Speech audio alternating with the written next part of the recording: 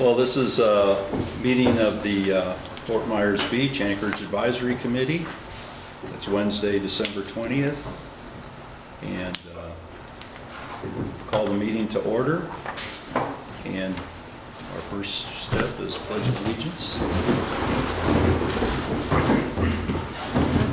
Pledge allegiance to the flag of the United States of America and to the republic for which indivisible, with liberty and justice for all. What's that?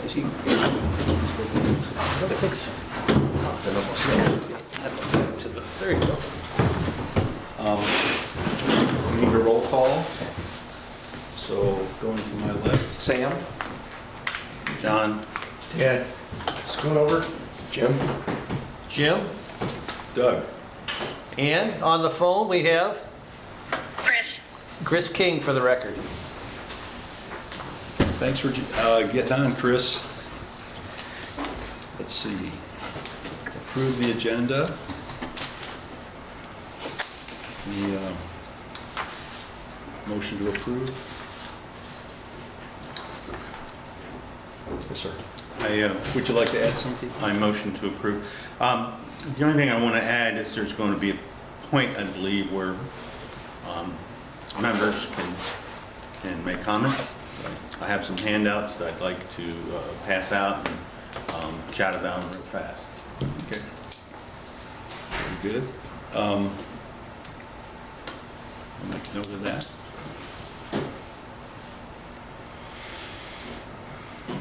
I'll second the motion to approve.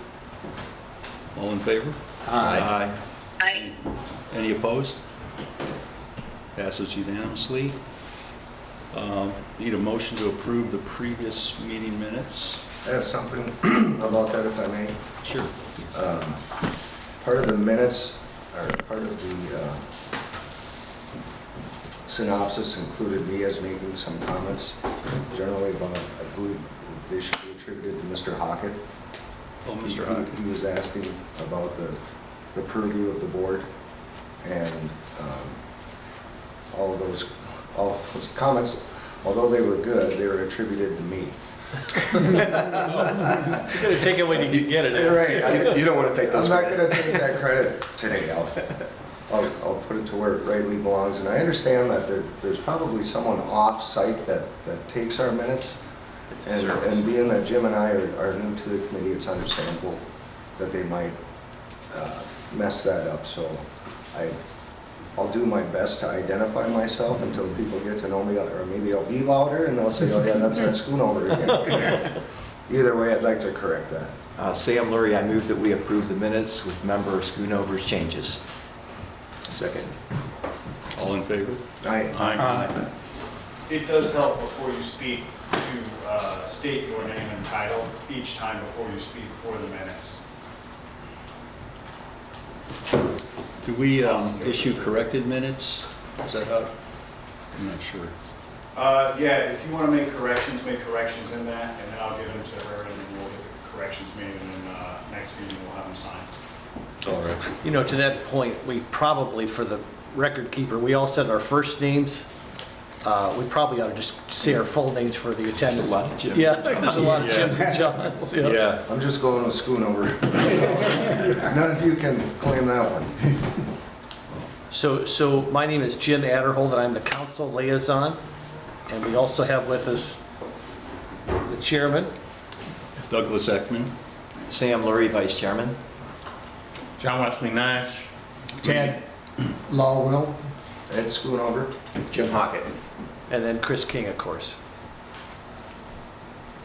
Just for the record. Thanks, Jim. Has Greg been calling in an excused absence because he's not in town? Not that I know. I don't know if I've met him, has he? He hasn't been since you've been here. Yeah. Maybe once. He got destroyed, so I'm not sure Oh, did that he? he's coming back in town. Yeah. He's moved out of town. Yeah, I think he's. Follow up on that. But I think we have a good decent group now, so we're shorthanded.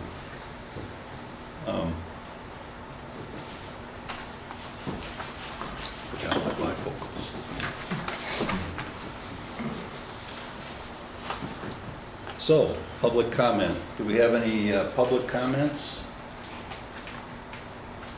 Hearing none. We'll move on to presentation, grant opportunities by Coastal Engineering Consultants.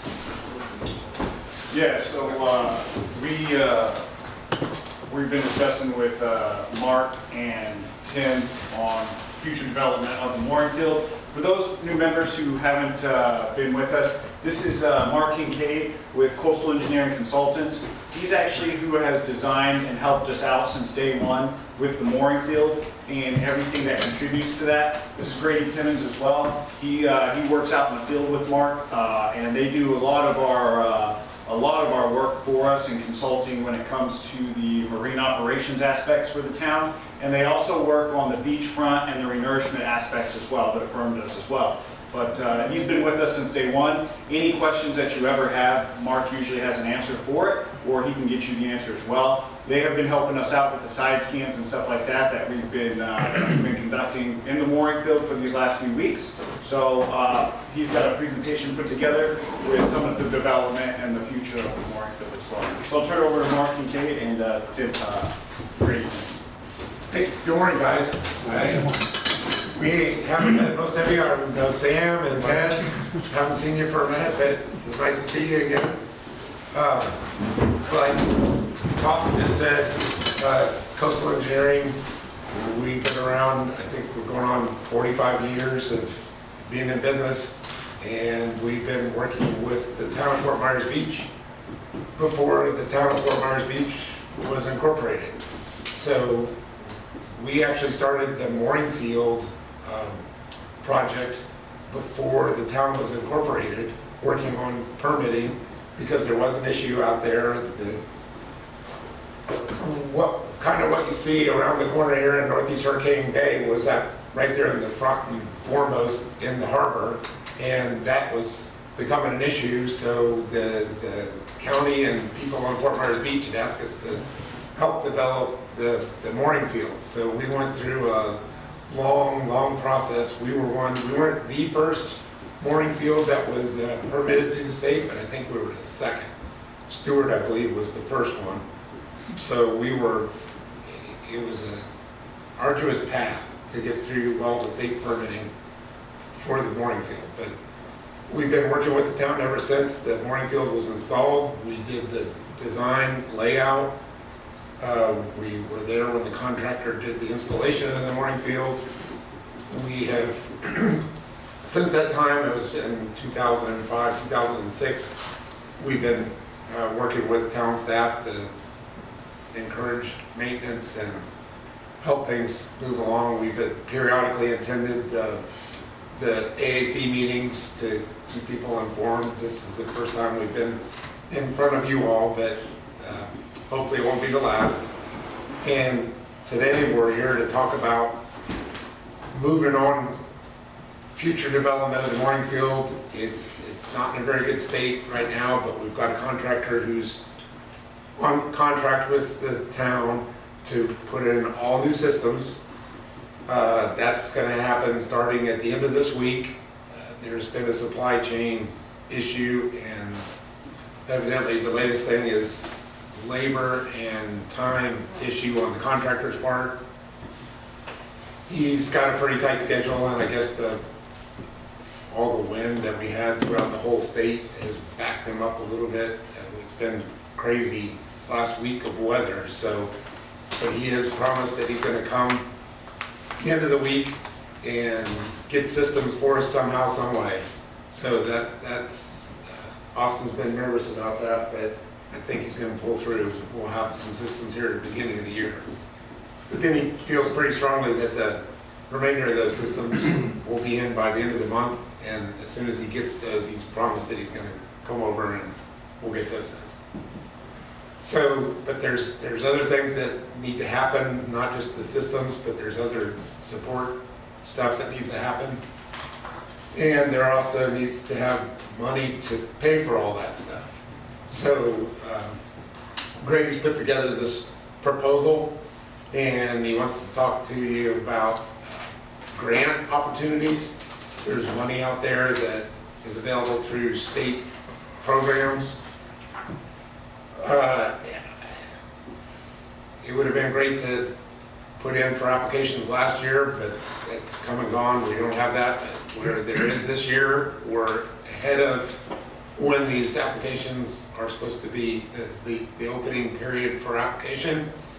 So, but we need to come together as all the stakeholders to mutually agree on what it is we want to apply for.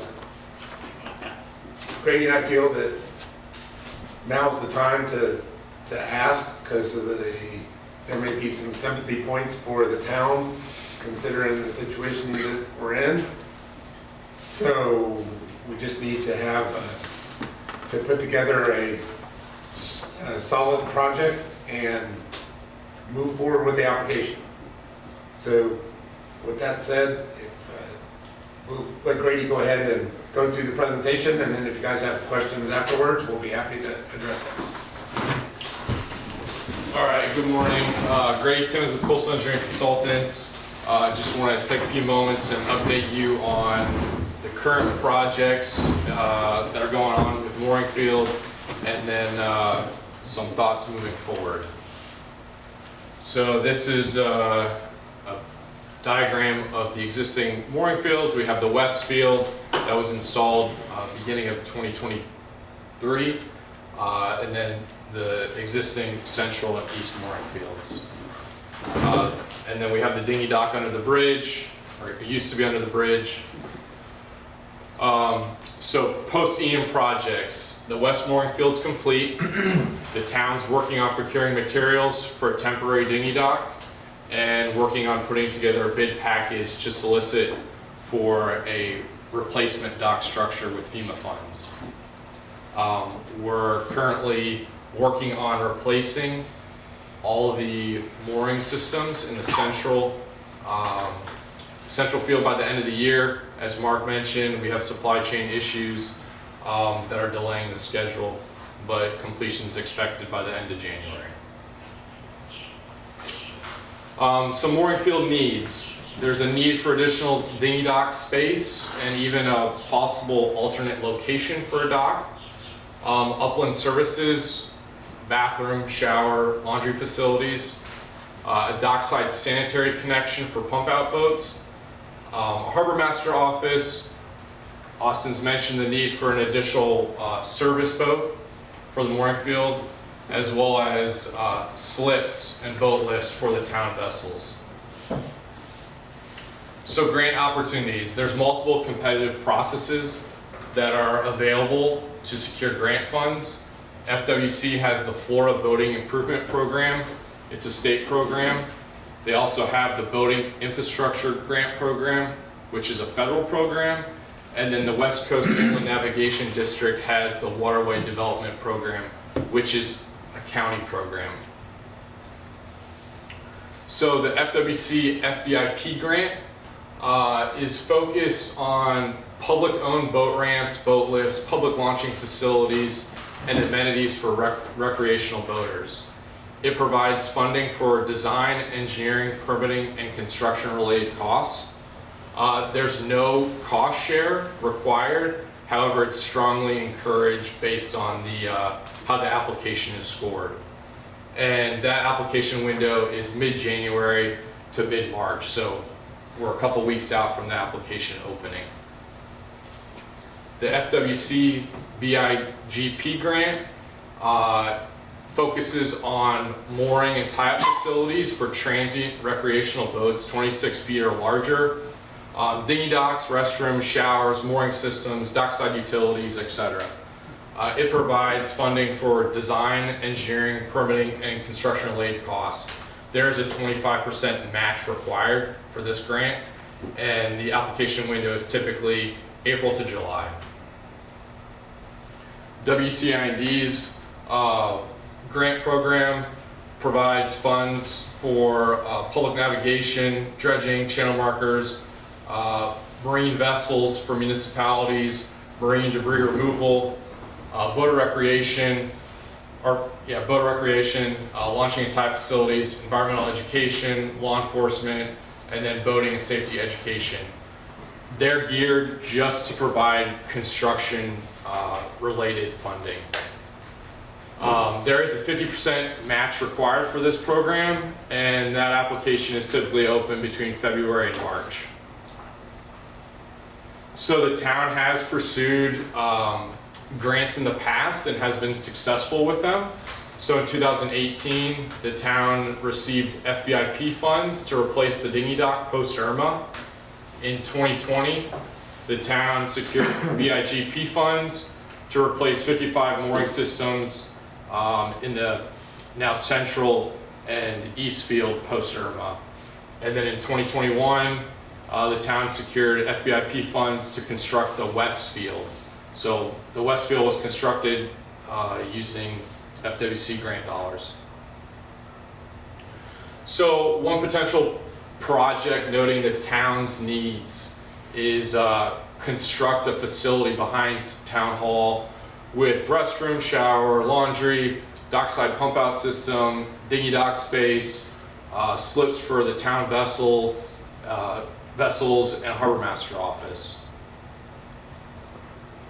So this plan is very conceptual. This was put together pre-Ian back in 2022. It has space for 10 dinghy dock slips, 2 boat slips for town vessels, and a building that's constructed multi-phase for upland amenities and upland services. So really, next steps, the town and AAC need to define the mooring field needs and priorities, and then develop a project scope, and then review what grant opportunities are best fit for that project scope, and then prepare an application and submit. And the funding's available. We just need to, or ask you to define a project and scope, and you know, the dollars are available. So millions of dollars get handed out every year through these programs. So with that, I'll field any questions that you may have.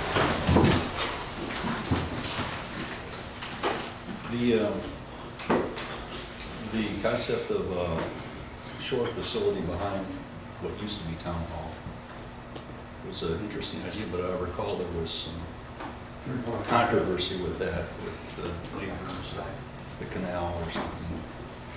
Have you guys put any thought into what has to happen in the canal there to make it work?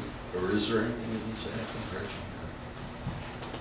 To happen in the canal? Yeah, like probably got full of trash during Ian. That's probably been cleaned up partially, but well, is the canal sufficient to? I think I remember hearing something about it's a long row with a dinghy down the canal. Although I don't know what about it me, but Yeah. So previously we had proposed this with the previous administration, and basically it was just thrusted into the public without any information being released prior to. yeah. So a lot of it, we've got a negative feedback from it, and a lot of it was dissected down to the negatives of it without real explanation being brought forth of what we were doing. So that's what happened last time when we proposed this. But with that, we brought up all of the characteristics, what would have to happen for this to happen, as far as dredging, taking out sections of area to create basins and things like that moving forward. But yeah, so if the idea had been presented with a little more background care and attention to detail, yeah, it probably could have been. Yeah, you could have got some traction behind it. So the other thing, I was involved during that time when that was going on, and the street at that time, there's very few people that lived there full time. It was mostly short-term rentals. Yeah. But there was a contentious neighbor that was right behind the town that kind of led the charge, and that I don't think that the people that were against something happening there aren't there anymore. Yeah. So as part of kind of a total redevelopment, really, of the Yes. town in general. So, This so would be the, an interesting project to me. the canal, as far as dredging, that's being looked into. As far as debris in the canal, that's something that the town has asked us to go. Part of our scope is we're going to run side scan up and down all the canals to try and identify if there is any debris that is submerged. That I think the majority of the debris that if it was exposed and you could see it has been removed, but we just did a side scan sonar survey of the mooring field, and we found about 40 plus targets that need to be addressed in the process of putting all the systems back that could be impactful to boats in the mooring field. Jim, do you know what the plan is for town hall? Well, I had a couple of questions. First of all, the town hall property, of course, we were going to trade with the fire department, and that got nixed. The fire department decided to stay where they're at.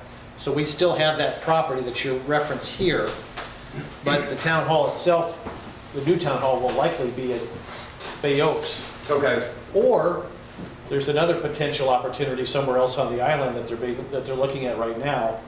So we may end up selling that property as a town.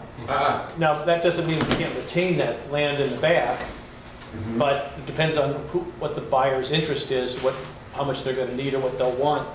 But that's a little bit volatile right now, just because we just don't, this new location they're looking at, they can't disclose it publicly because they don't want the price to go up. No, understood. So they're in negotiations right now, so we could literally potentially be selling that whole piece of property. And again, doesn't mean that part couldn't be saved. Yeah. But I guess a couple of questions that I had is, the town retains Tidal Basin as the company or as the entity that's doing all of our FEMA reimbursement work. And all these grant proposals that you're talking about, I assume we can get some FEMA relief to rebuild what we had. I know they don't do anything additional. Is that apart from what FEMA will already reimburse us for? So that's already been worked on, like the dinghy dock, that's already been being worked on. Okay. So we're having to put in a temporary dinghy dock now because the time frame it'll take to put in the replacement dock that FEMA's going to reimburse is going to be so long. We need a dock yesterday to have people come in underneath the bridge. Okay, so FEMA will eventually come back in and then reimburse us for what we're doing? Yes, Okay. yes, but some of these things are things that the town really didn't have. Like So these are new items? Correct. They are and they aren't. I mean, we had rented shower facilities, laundry facilities, restrooms from Kansas Inn. Austin's made arrangements with that again now that they've been rebuilt. So those are going to be available again. But what we're talking about is for the town to have ownership and be able to control their destiny into the future. We have this building with the amenities in it. And I would just say too, without editorializing, just giving you sort of the lay of the land, small p politically, I don't mean in a partisan way, just the politics of this island right now. A lot of the canal owners have expressed concerns on the south end of the island about residential canals being used for commercial use. You see that in front of the Outrigger, the Beach Theater, and I wouldn't underestimate the folks that are still on Tropical Shore Way. I rented a place there for a while after the hurricane. There's still some folks there, yes, and they're still going to be active and engaged in this process, right? Because they were heavily engaged last time, as you can remember. Correct. So it might be worth just having a backup. Maybe we could use some of these grant dollars for the area that's underneath the bridge, or I'm just thinking, or at Bay Oaks, or just something that gives us an alternative to using a residential canal. Because just at the last maybe 6 months of council meetings, we've had a lot of residents come in, express concern about London Bay using the canal for Charlie's Boathouse, using it for the Beach Theater, and there's this principle that's developing in the town as people continue to express concerns about residential canals being used for commercial use. And again, that's a discussion we can all have and argue about, but it's there. Sure. So it's and this would be relitigating a battle that was already lost.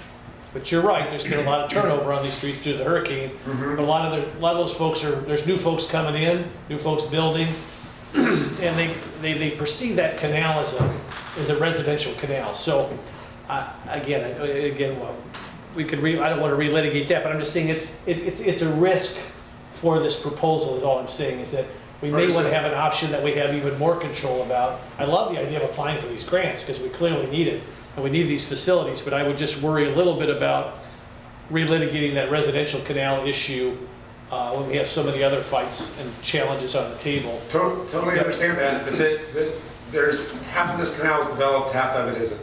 Yep. The end of the canal is commercial real estate owned by the town. Yep. It's, in my opinion, has just as much right to use the canal as anybody else in the canal.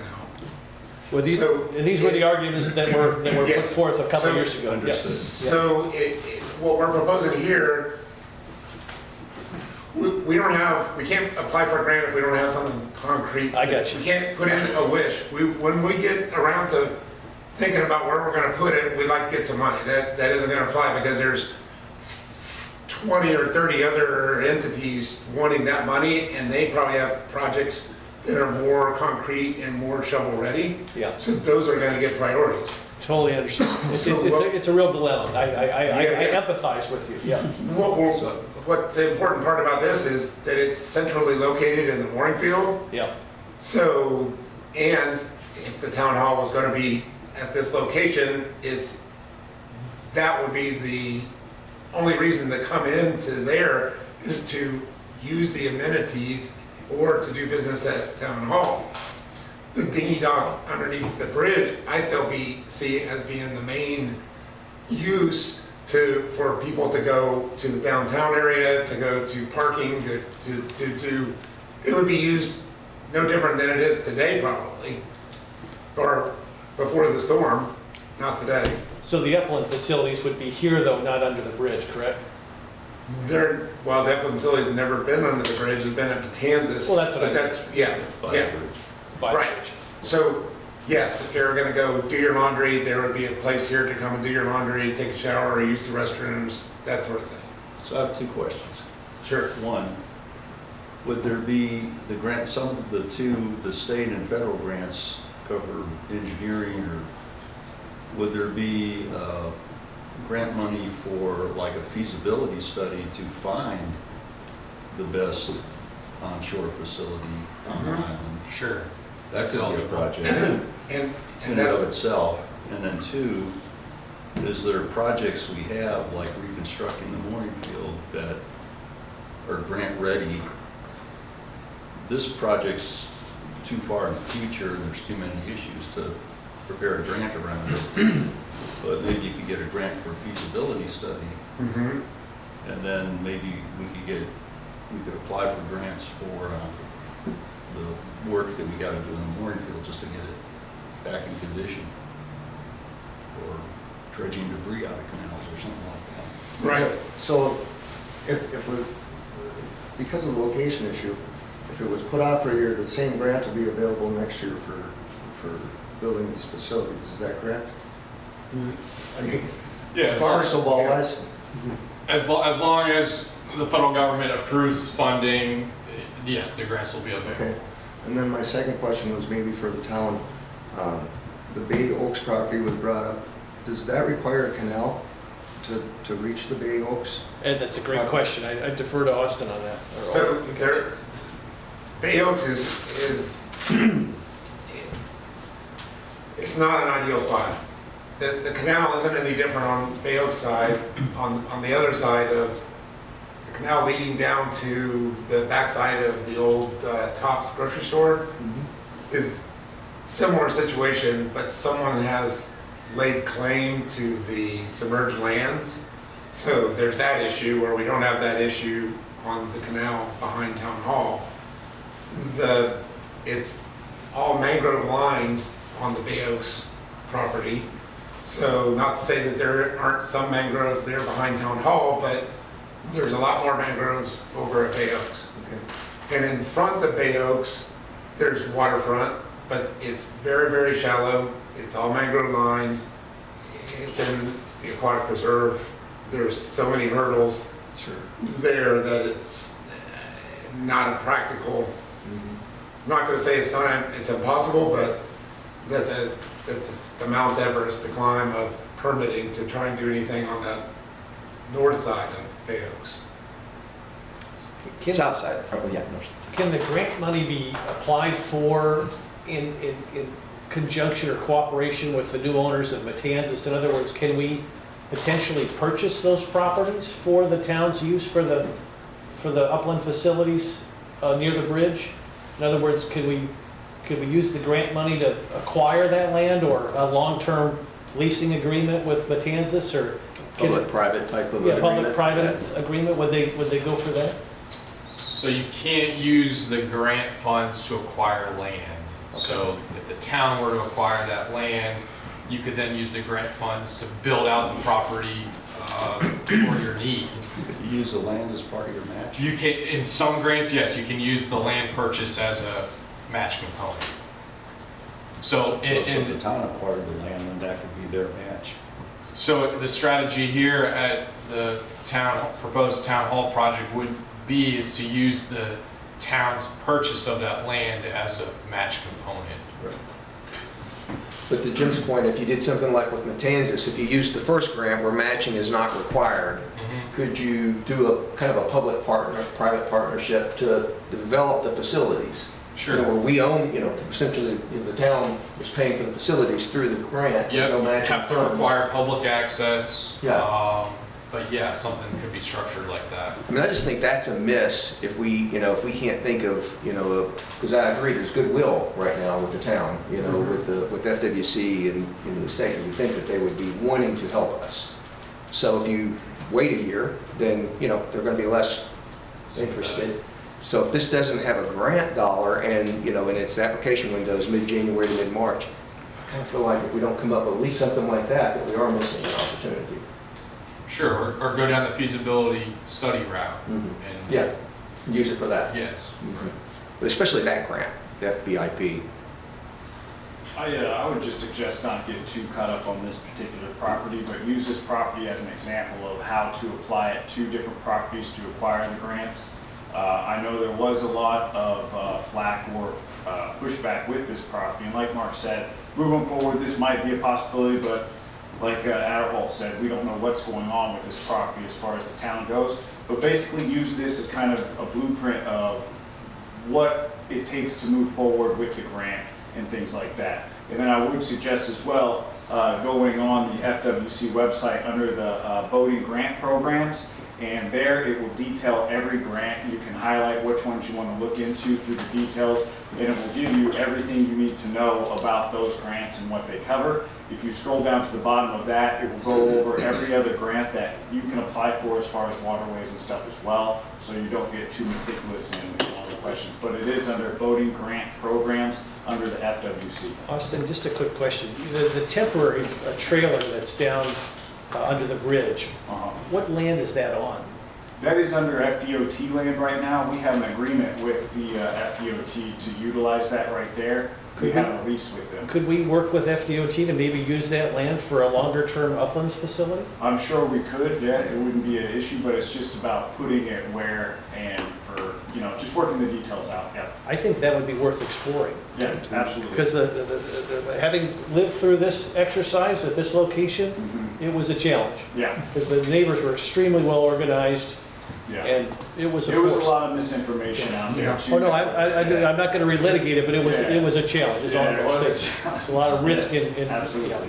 One of their biggest complaints was they didn't want big sailboats coming down their canal, which that was never going to be the case. Austin, what would be the best location? For me, Ideally could have a location on the island that would serve the entire mooring field. Well, I think there needs to be more than one. Yeah, so question. I wouldn't get too hung up on one. As you can see, the mooring field's spread out across the island, so it's going to be an inconvenience for somebody. My suggestion would be finding multiple locations and spreading it out with a central hub. Not only the one behind Town Hall, but also on Virginia. Any asset that we have is worth exploring and see if we can utilize it towards accommodating the boaters to the island. Even stretching out to Bowditch Point, that's a county park there. getting a report with the county and utilizing that for our usage as well is an option. Just utilizing any asset that we really have. But centralizing on one central point and putting all of our assets on one point, I think it's going to be an inconvenience for somebody. Either the guy on ball 1 or the guy on ball 89. If we put something in the middle, or if we put something on this side of the bridge, it's going to be an inconvenience for the east field, and so forth. So I mean, I suggest we do multiple points throughout the island. Each point has its own detail and what it specifically does, but pretty much broadly covers what the voters needs at each point. Are there any opportunities on the north side of the channel?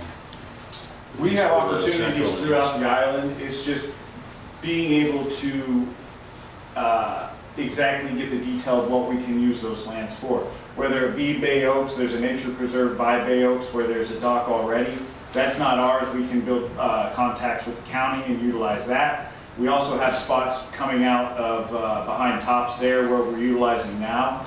That's a central location right off the ball. I believe is, I don't know what we renamed it, 63. There's public access there. We have public access on Virginia that's not developed. And also at the end of Virginia Street, we have accesses as well. We also have land points on Hercules, Del Mar, Coconut, and the Mound House as well. So we do have assets throughout the island. So that, yeah, you've got all these possibilities. What we really need is a careful study or feasibility study of these possibilities, pros and cons, costs, the impacts to neighborhoods and the amount of pushback we're likely to get.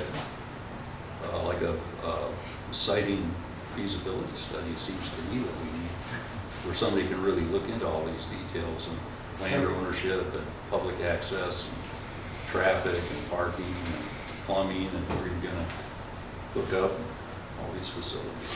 Yeah. I think too, So this, Sam- yeah, I was just gonna say, long term, there's a water storage facility for the town on the north end that's gonna become obsolete soon because the town is gonna put in a whole new, the county's gonna put in lay a whole new pipe to the island, which will double our capacity for water to the island. And so that piece of land, it's hard to describe exactly where it is. It's behind Moss Marine, about a block and a half. But it's going to become obsolete, so that'll be our land. Yeah. And so that might be another option as well. We've explored that. That does have waterfront access right to it. It is right down Moss Marine's Canal, which is accessible right off the ball 18 right there. So, I mean, we have multiple options. It's just getting everybody to come together and wrap their head around that, and then exploring those options, and then exploring the grants, what we can get covered through the grants to apply to these options. Sounds like what Doug was saying what makes even more sense considering that property as well. Yeah. Yeah, because that's right. But that's why, that's why we encourage the committee to come together, or on your own, explore the options that we can, and then we can come to these meetings and take it to council of what we find, and then hopefully we can move forward with applying for the grants after moving forward with our opinions. Well, I think there'd be a lot of research that has to take place to really Yeah, vet these I think options. so. I think so.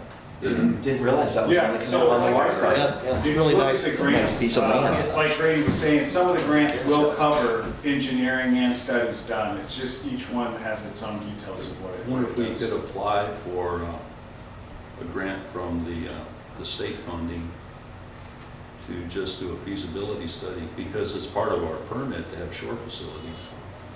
Yeah. And so apply for funding to finance like a study by coastal engineering to explore all of the possibilities, and then shortlist maybe 3 that are really workable, and then we put those up to the public and try, get traction behind one of those. I think that would be your Can approach. I jump in and ask a question or make a statement? Go ahead, Chris. So it seems to me like we have a lot of options, we have a lot of things on the table, but I also think we don't want to miss this grant cycle. So what are we thinking about in terms of next steps? What's our timeline here, and what do we need to do by when so that we don't miss the opportunities for at least some of these grants? Well, it looks like the Big P grant is the April beginning date, right? And that seems like the one we're concentrating on this committee, because that's the facilities. Yep, so That's the one that we're concentrating on this committee. The Big P, that's in April, that's the federal process. The review time and associated timeline to receive funding is much longer than the FBIP, which is the state level grant. That's a more accelerated, shorter timeline. That opens in mid-January, so. But the upland facilities, like we're talking about for restrooms and stuff. So also it depends on what the scope of work, what project you envision will also dictate what, is the applicable grant. Okay. I had a question, just backing up to the mangroves. Just for example, the behind Town Hall and Bay Oaks, if we were to trim mangroves, that would be a boardwalk, catwalk situation, or would it be a total clearing of mangroves? And what's the obstacles to clearing some mangroves to do that? It's not impossible. I don't know. I'm trying to remember, or I'm not even sure that I know, but it seems to me that there may be a conservation easement on the Bay Oaks property along that water. Otherwise, why hasn't somebody already tried to do something? So we'll have to look into that. And if there's a conservation easement, then it would. Yeah, you have to vacate it. How about Town Hall? Just for example, that would probably, since there's a lot of mangroves there, that would probably be a catwalk situation rather than a total clearing situation. Well, it's at the end of the canal. So what we're talking about, what we're proposing there is just to cut out some slips into the uplands and put vertical seawalls there for boat slips. If Town Hall was rebuilt in the same place, it's very convenient to be located next to the Town Hall facility. Just for the record, regardless of what happens with this new property, Yes. it's highly unlikely that Town Hall will be rebuilt on this property. Is it okay? Yeah. That's the first time I've heard it's highly unlikely. Highly unlikely. It's likely to be combined with the new community center at Bay Oaks and be a piece of that new building. Okay. That's the fallback in case this new property doesn't work out. But it's unlikely that we'll go back to that original property. Not impossible, but unlikely. So if we want a Big P grant that starts the April application, in order to apply for that, we'd have to have a location. They'll help us with the drawings and everything, but we would have to select a location by April to apply for that this year. Yeah, and again, it depends on how you want to define your scope of work. If you want to go the feasibility route, you don't need to define a location. If you want to go with design and permitting, then yes, a location would need to be solidified. And that's all Big P for what we're talking about, upland facilities. That's all the Big P April. But they're both the same, right? I mean, let me ask this question. I mean, FBIP is no match, so that's great. Yep. And that's the first one, mid-January to mid-March. The second one, the Big P, seems like you could request the same thing, which would be feasibility. In each one of those grants, you could request the same thing. If you did the first one, which again is the best since there's no match, would you know an answer to that by the time it would be ready to submit? Because if you didn't get that, then you could always then submit for the Big P. So, good question. So for FBIP, they typically review the applications June, July timeframe, Okay, so you would not which is know. right around the time at which you would need to submit the Big P. I don't think there's any overlap to allow you advance notice on. There's not enough time to know the outcome of The first. FBIP to. So would you submit for both potentially? And if you had a good request, to Doug's point, for feasibility and technical review of which location fits the best and some design costs for the next stage, would you submit for My both? initial thought would be is, assuming the project scope fit both grants, I would probably go the state level because it's a simpler process, but we could certainly explore that. Do you think we'd have to choose a location to what would be the best option would be to actually have a location in mind, because if you're going to do engineering and studies, if town hall selects a location, it's going to be easier for you to move forward, isn't it? Sure, yes. And before we move on, let me just go back. You keep saying it doesn't require a match. It doesn't require, but it's also scored against everybody else. Yep. So if somebody else has a project and their municipality has a 50% match, they're going to get more points and score higher than the town saying, I bet you. here's what we want to do, but we're not really that interested in doing it, so we're not ponying up any money. And we still may have to pony up money at the back end to finish whatever we want to Right. do, whatever So they don't approve. We would highly recommend to have some kind of match in there to garner the most points, because it's a scoring, they have a, Yeah, the rubric has a match component, so you get points based on your match that you're making, so. Just not mandatory. Correct. You don't, if you don't make a match, you don't get the, say, 5 points that are allotted to that category. you know, it would be my opinion that if we're gonna go for a grant, we should all be in agreement that we have a strong chance to get the grant.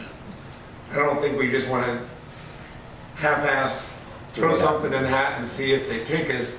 Let's put together something that we think is worthy that we can go through the rubric and say, we're gonna get this many points, this many points. We can look back in the years past and see what's the scoring has been. We can pre-score ourselves, based on our best judgment and move that way. I think you could put together a grant application by January 4. I really think you have to do a feasibility study before we can go too far with the shore facilities. So let's say there's a fee for that, some number, and the town matches 25–50% of that.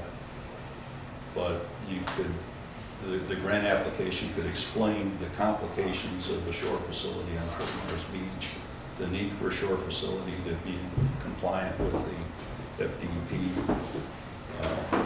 permits, and there's a number of options, but none of them are perfect, and they have to be sorted through, and a lot of things have to be looked at. That would be a pretty good grant application. And let's say the township's at $25,000 or something, the council would go along with. I bet you get that, and you could put that together in time for January. Mm-hmm.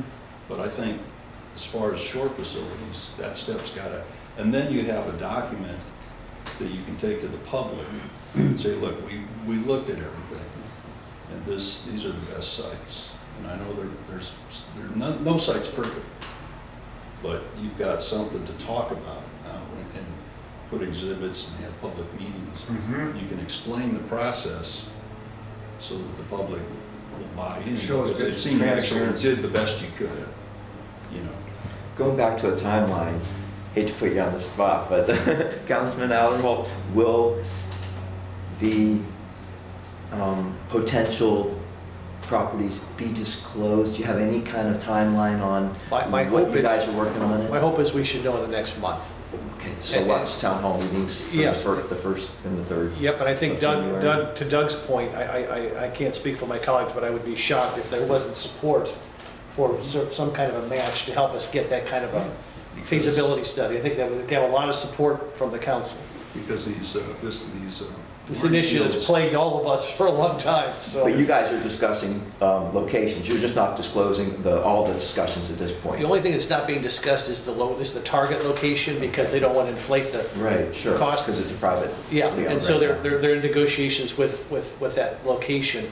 Hopefully that'll be resolved in the next month, Okay. or less, yeah. And you've already discussed the water tower, the water thing? Yes. Has that been brought up, or is that something I've brand not new? brought it up in terms of a upland facility, but I know the land will be available to the town in the next couple of years, year or two. Is that town or is that county? It'll be the town. The town owns that land. We own that land? Yeah, we'd be able, once there's no longer a need to store the water there, because it'll be Mm-hmm. moving to Bay Oaks, we'll have that land available to the town. We can either sell that land, or, again, just our conversation today kind of triggered uplands facility there could be potential. Again, we'd have to get the feasibility study to make sure the canal and everything works for it, but that's much more of a commercial area, I would think, for a canal and a. That seems like an unbelievably ideal location Yeah. compared to what we've been looking at for the last several Yeah. years. If that could, it seems like it'd be worth waiting for I think probably. since we already own it. Yeah, You probably have to decouple the concept of the shore facility being adjacent or part of town hall, because town hall is going to go wherever it needs to go, wherever they can get the property they want. And they have different needs than, I mean, if it happens to work out where they're together, great, but that's probably unlikely. Well, you can't say either if the undisclosed location is anywhere near the water. Yeah, right. I can see that it's not. Okay. That's a good question. It's downtown Fort Myers. It's also, it's not. It's also a no. Yeah. But we get past that, then we opens us up to like the location where the pumping station and storage tank is. It could be really good. It's not that far from the commercial area. That's right. That's ideal. It's protected all the way in. There is, do you know how much linear seawall there is there right now? Austin might. Kind of a Oh, that's a Jim question, sorry. Oh, no, I'd have to defer to Austin on that. What was the question, I'm sorry?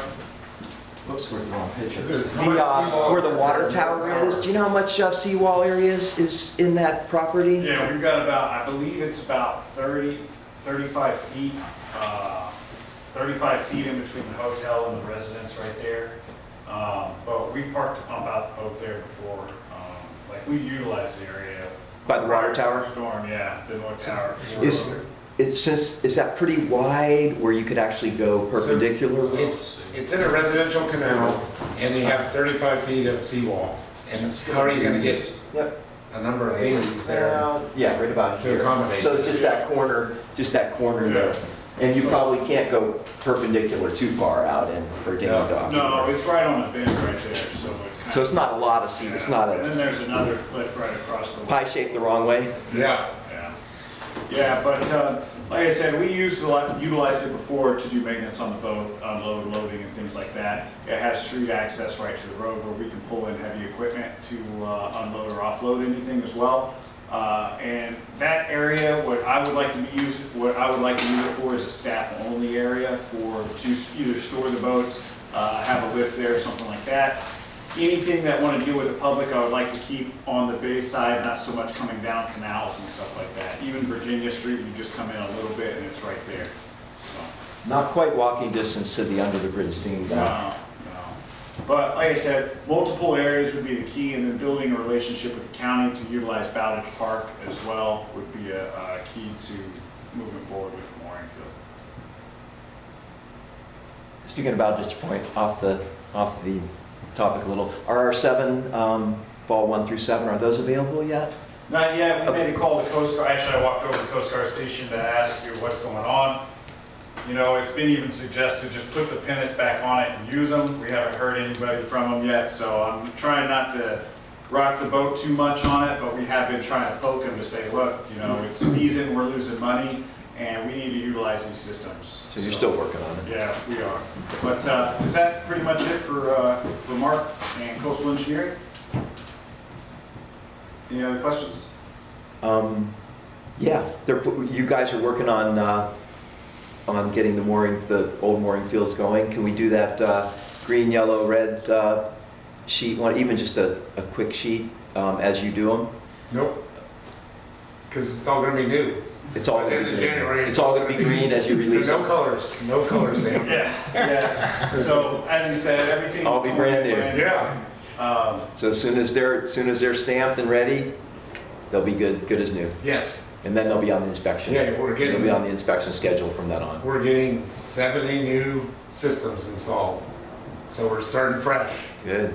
Yeah. Yep. And the 17 are brand new. They're not up for Yeah, But it's, any but the problems systems yet. that we're putting in, I want everybody to understand. In the past, we've got new systems put in, and then everybody just kind of relaxes and goes, oh, we have new systems. And then 5 years later, there's problems, and nobody, even though you have new systems, there needs to be money allocated to Austin every year to go and maintain those. It's a liability for the town not to maintain the mooring systems. So we preached that from the beginning, and God, I just think that's obvious. That hasn't happened in the past. Is it on the budget? So you'll set us up with a maintenance, suggested maintenance I thought the schedule. fees Sure, are charged we- for self-sustaining for the program. we've been under the belief that at least once a year, all systems should be pulled out of the water, cleaned on land, and inspected on land, and then reinstalled. And we've worked with Austin. We have a system to do that in a systematic fashion that's efficient, to do that within a couple of days.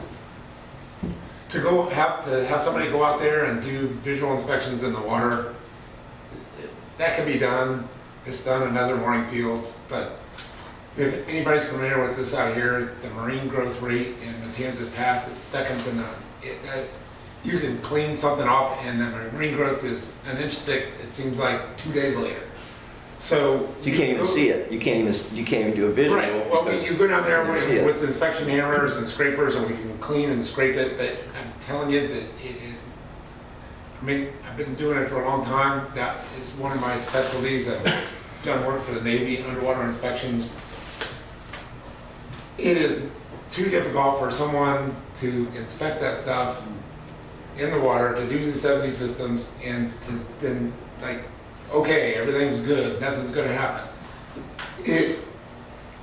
Okay, let's say that you go down and inspect it, okay, there's something wrong with the shackle or the swivel. And you or- gotta bring it up anyway. You gotta bring it up anyway. Yeah. So it just makes sense to us that So a thorough inspection is gonna require there's land. one bolt that holds the anchor head onto the anchor shaft.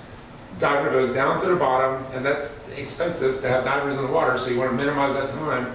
Go down the bottom, unbolt that bolt, pull that up, and then you have another system that you've already maintained, inspected, refurbished, cleaned. Put that on in that same dive. You don't lose any time. You connect that up, and then you take that system, and then Austin can clean it. That doesn't have to be that day, doesn't have to be that week. He can clean it whenever he's got time to do it.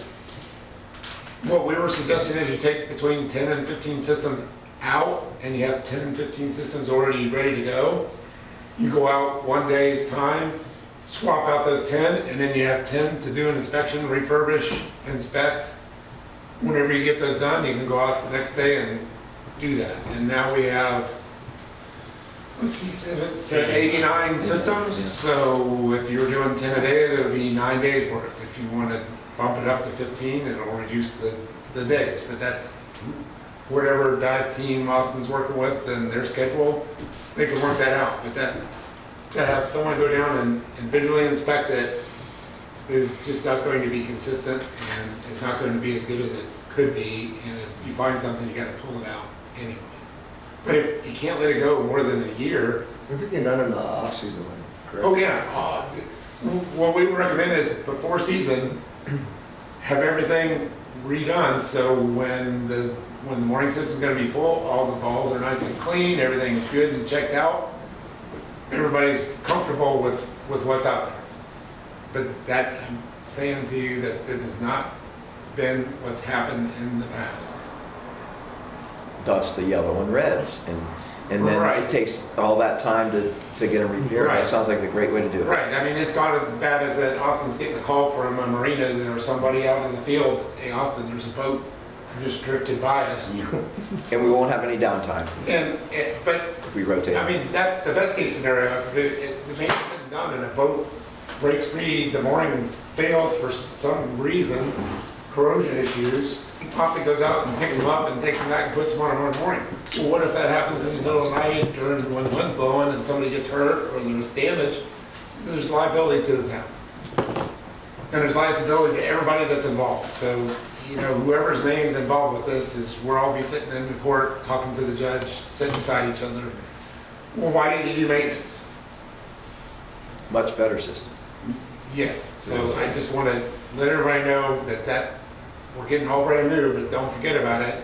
There's need to be a line item in the budget every year for for Austin to be able to pull those systems out, inspect them. There needs to be money for new parts so that if the shackles corroded, that he can just replace the shackles, the swivels, the downline gets nicked by a boat, or it's, somebody ties up wrong and damages the downline, he needs to be able to service those, replace them, and put them back out there. Good plan. Austin, any comments on that? Yeah, just so you guys know, taking it up in the past, I came into the mooring field with acquiring it. It was already established. There wasn't a maintenance program or anything. Basically, what my understanding of the maintenance program was, coastal engineering would come out once a year to inspect them, clean them, or whatever. I'm not too sure the arrangement that was. We noticed when we took it over the need for maintenance, so we started training staff as divers to go down and start maintaining these on an annual basis. We developed a 3-month process where every 3 months we would go in and inspect and clean the systems to where we would clean all marine growth off, and then anything that we visually noticed of galvanization or any wearing that was done was recorded, and we would request parts moving forward and pull the systems and replace them as needed. As of today, we have a maintenance log program for every month we go down and clean and inspect. And then from there, every 3 months it goes, or I'm sorry, every month we do a cleaning, every 3 months we do an inspection, and then Zincs inspections, the anoids down there. And then every year, like Mark says on our things, we pull them and replace as annual. So you're already pulling them and replacing as annual. That's what we did in the past. Coming up prior to the storm, we started developing a maintenance plan, and we started having a surplus of inventory where we could go in and start replacing them, like Mark said, pull systems out, and we would have some already built and put them in. But it wasn't at the standard that it needed to be, and that was just lack of funding. Just again, because I'm new, Yeah. the new recommendation is to just to stop the dive inspection completely and just pull them all. No. No, we don't have to stop. I'm saying at a minimum, they need to Yeah. be pulled in. Austin is going above and beyond and checking things intermittently. That's fine. That encourages That's where- that. But at a minimum, no less than pulling them out every year should be acceptable. So not holding you to a number, but what would that estimated cost be to do that for 9 balls or 8 balls, whatever? We had for like 2 years in a row recommended, this is back in Scott Baker when he was Public Works, and then Chelsea, on the order of $40,000 a year to purchase the parts and do the inspections and or pull the things out, swap them out, and refurbish the systems. And I think that included buying a certain number of new systems each year too. So we buy, let's say we buy 5 or 6 or whatever we thought we needed, depending on how long it had gone. But we'd buy new systems first and foremost, then we'd buy shackles and swivels, and this is not something that coastal engineering does. You're not going to find that on our website. This was necessity. We got to do something with the mooring field because we don't want it to go away. We don't want this to turn into something bad for the town. We wanted to help out the town, so we were doing helping with the maintenance and stuff. That's not something that we want to continue to do. We want to continue to help and support Austin, but we're not in the business of cleaning and. And then in regards with cost, and this might be more for us or the vice mayor, I understand the mooring field is, we used to call it an enterprise fund up north, so our expenses are supposed to be covered by what we make in the mooring field. Mm-hmm. So the expense to do this maintenance, technically, we'd be covering that, so that there's no added cost to taxpayers. Is that correct? That's a good question. Once we're just the technical support, Yeah. what happens when the funds are collected and how those are divvied up between Matanzas and budgets for. Yep. I mean, I have some ideas just based on conversations and spreadsheets. You're absolutely correct. The philosophy is the way the town has approached the mooring field. The numbers have always been a little bit sketchy. We've never been given the numbers, really, quite honestly. But and that'll change. But But the mooring field, whatever we price it as, it's supposed to be like a utility, it's supposed to self-sustain. So whatever the costs are to the town to sustain the mooring field, that's our price point for what we charge our customers. So yes, but whether the numbers will substantiate that today, Ed, I don't know. It's a good question. We haven't had the numbers. Yeah, We've there you done go. for them Yeah. for years. Have you ever asked for them? Ted, have you ever asked for those numbers? Every meeting. I'm saying, have you ever asked for those numbers? I don't remember. Several hundred times. We have a new finance director. For a number of years, we didn't even have a finance director for the town for whatever reason. But we have a finance director who's quite thorough, and as we get reorganized post-Ian, I think those numbers would be more than Yeah. forthcoming, yeah. They wouldn't categorize them in the budget, so they couldn't even put them. And that makes no sense. I agree with you, that those numbers. Didn't have an account. So let me add this piece of information in for everybody that may not know. So the town has a no-cost submerged land lease with the state of Florida for the right to control the submerged bottom or where the mooring fields are. Part of that strings attached to that is that we can't make a profit Right. on the submerged lands. If we start making a profit on the submerged lands, then our lease would have to be redone and we would have to pay the state for part of the profits. So whatever money that is made needs to be shown to the state that it's being put back in for maintenance and operation of the mooring. So On that subject, Mark, I think I said it last meeting, but our number one priority of this committee is probably, all this new upland and everything, that's great, but our number one priority is to make sure that we comply with that submerged land lease with all, there's some minimum requirements, and that should be our number one priority so that we don't fall into that problem with the submerged land lease.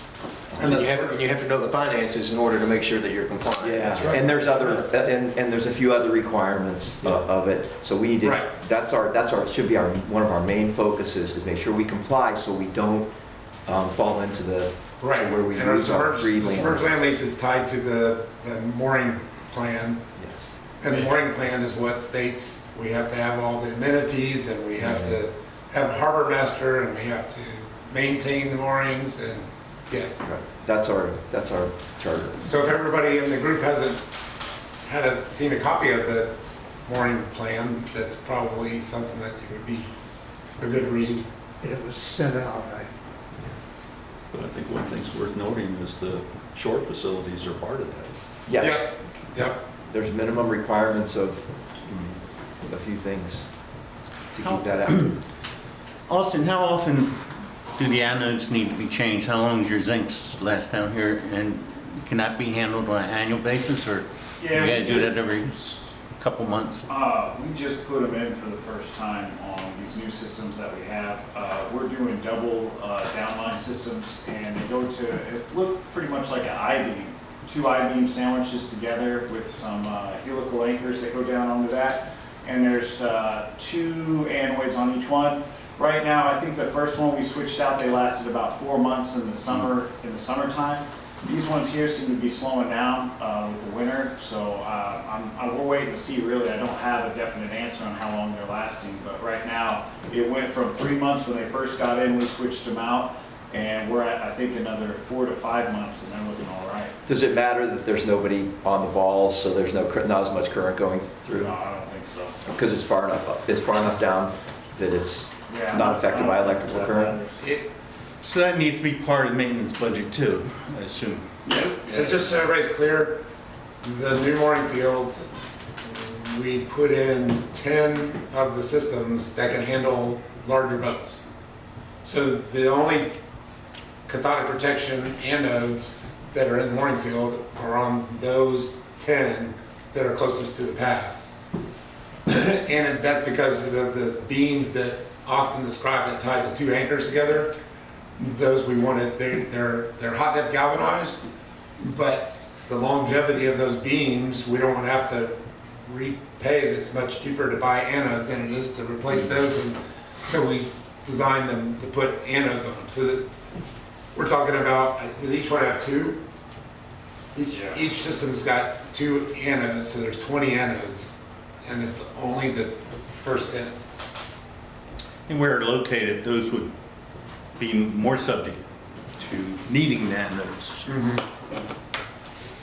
The metal that's under the channel bottom is not as subject to corrosion. If we pulled out an anchor, it will probably look like brand new. We've not experienced any corrosion for things that are under the sand. But you need a sacrifice for everything about that. Yeah. Well, that's practical.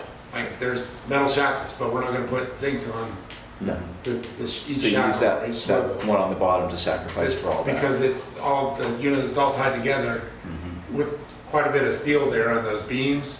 So that made sense to put anodes on that. Just a basic question, and I'm sure there's good reasons.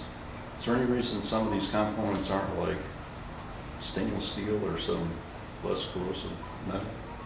Yes. That's the easy answer. Cost. So, Money?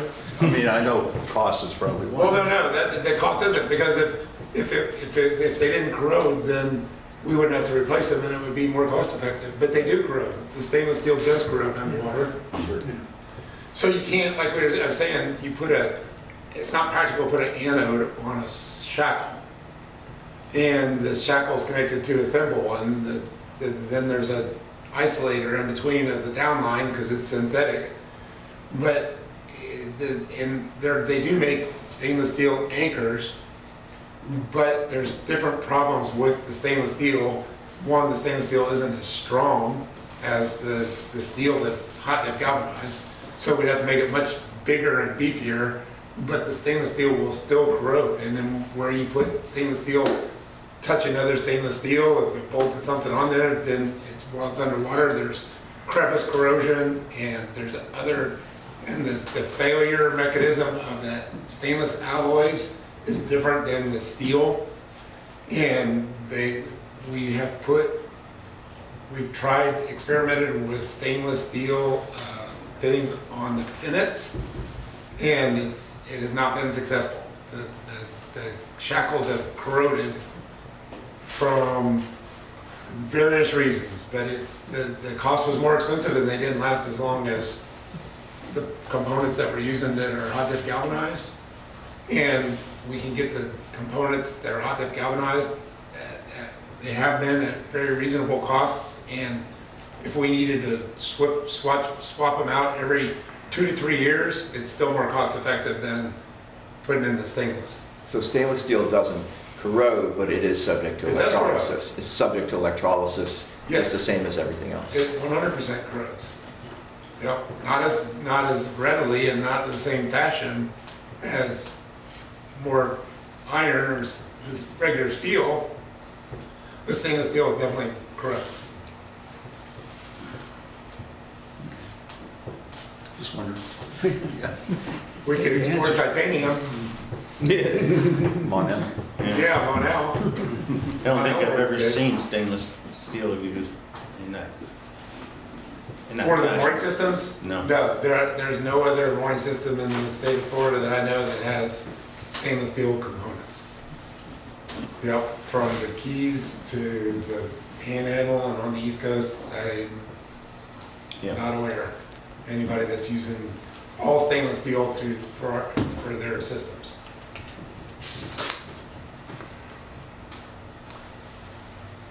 Is there an action item? Do we need to make a I would, motion? hey, can I jump in? I have some action items.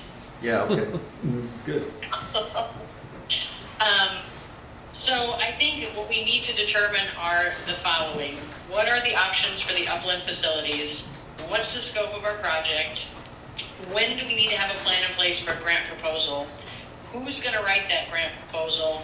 And then what are our timelines and responsibilities? And I don't know who takes the lead on that, if that's something that Austin does, but and there's a great presentation, really fabulous information. It looks like we have a lot of opportunities for grants and opportunities to move forward, but it seems like time is short, and if we want to get some things in place or at least moving, we're gonna have to get our act together in the next couple of months.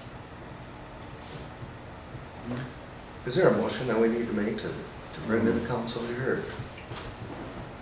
Should we make a motion to, I guess, recommend to, we can't authorize the grant proposal, but we could recommend that council or the town manager. Maybe we should recommend it in conjunction with selection of location, because it's going to matter.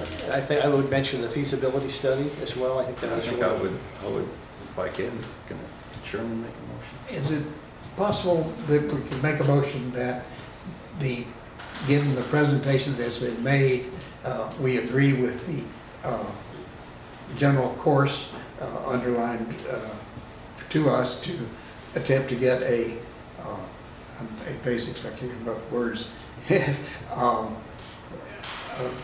survey type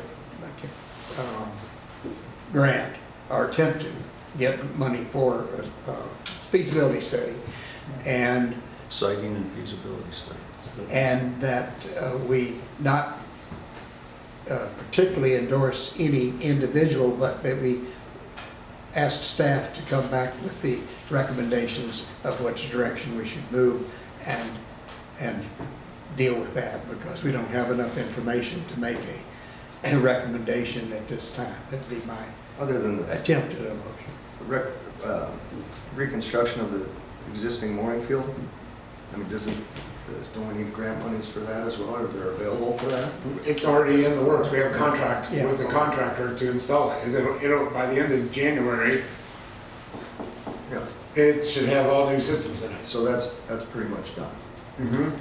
In the past, we do more listening than directing. This committee in the past, you may want to change it, and therefore they make these and we say, okay, that sounds like a good idea, why don't you go ahead? And they do that administratively and go ahead and do it, and then when it comes to a specific report, then we make a motion of what they're going to do. We've tried not to make any motions to tell them what to do because they've got a whole plan and they presented it to us and it seems like a good plan, and until next time. And I just didn't think we should direct them to make any specific directions because they're in charge and they've done a good job for a lot of years. I mean, based on this information, are we just asking the staff to prepare, the feasibility study and the grant proposal, Well, in conjunction with you? Is that what we're asking them to do? as I understand it, they're already doing this. In other words, they've been making proposals together with staff for however many years, and it's run very well. Therefore, I don't think we should have any direction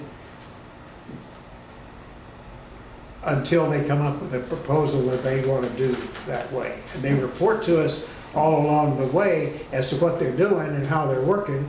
And then when they get something that's actionable, they come and we make a motion to send it to council. But they came here asking us what they want us to do for the grant, what proposals you want us to do, which it sounds like we all want them to do a feasibility study. That's what we want. Yeah, and that they suggested, so therefore we say, yes, that's what we'd like to have, as opposed to, I mean, more of a recommendation than a direction, because we really don't have that authority, and they've just done real well along the way. That's why I was I think kind of Like, confused some whether the council.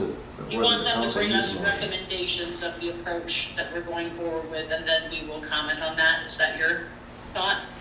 Yes, ma'am, well said. I would say what we're, or at least what I have in mind, is to recommend that the council or town manager, in cooperation with Austin, communicate with Coastal Engineering to develop a proposal to prepare a siting and feasibility study for a shore facility consistent with our lease. And we're just recommending they do that. Yeah, They don't have to do it. no, that's, But we think they should do that. okay. And from then, it's up to them. Do we need a motion for that, Doug? Is that what we I need? don't know that, I'll make that motion to. I would second it. Chairman. We want to make a motion to recommend a feasibility study. Yeah, that they proceed with it. We need a second.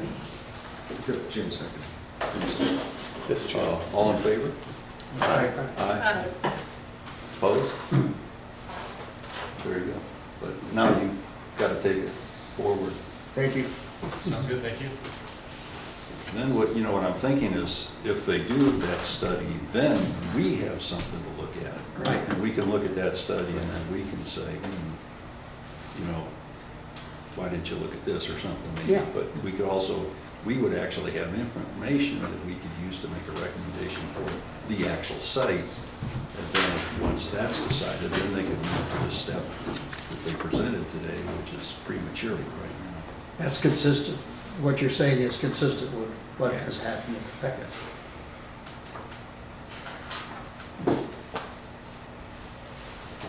Okay, thank you. Very good. Thank you. Good work. Thank you. Thanks. So, current items, anchored vessels. Is that Austin? Yeah, it'll be Austin's report. Let's see. That's Austin's report numbers. I think he stepped out on the phone for a second there. Well, why don't we jump to member items and then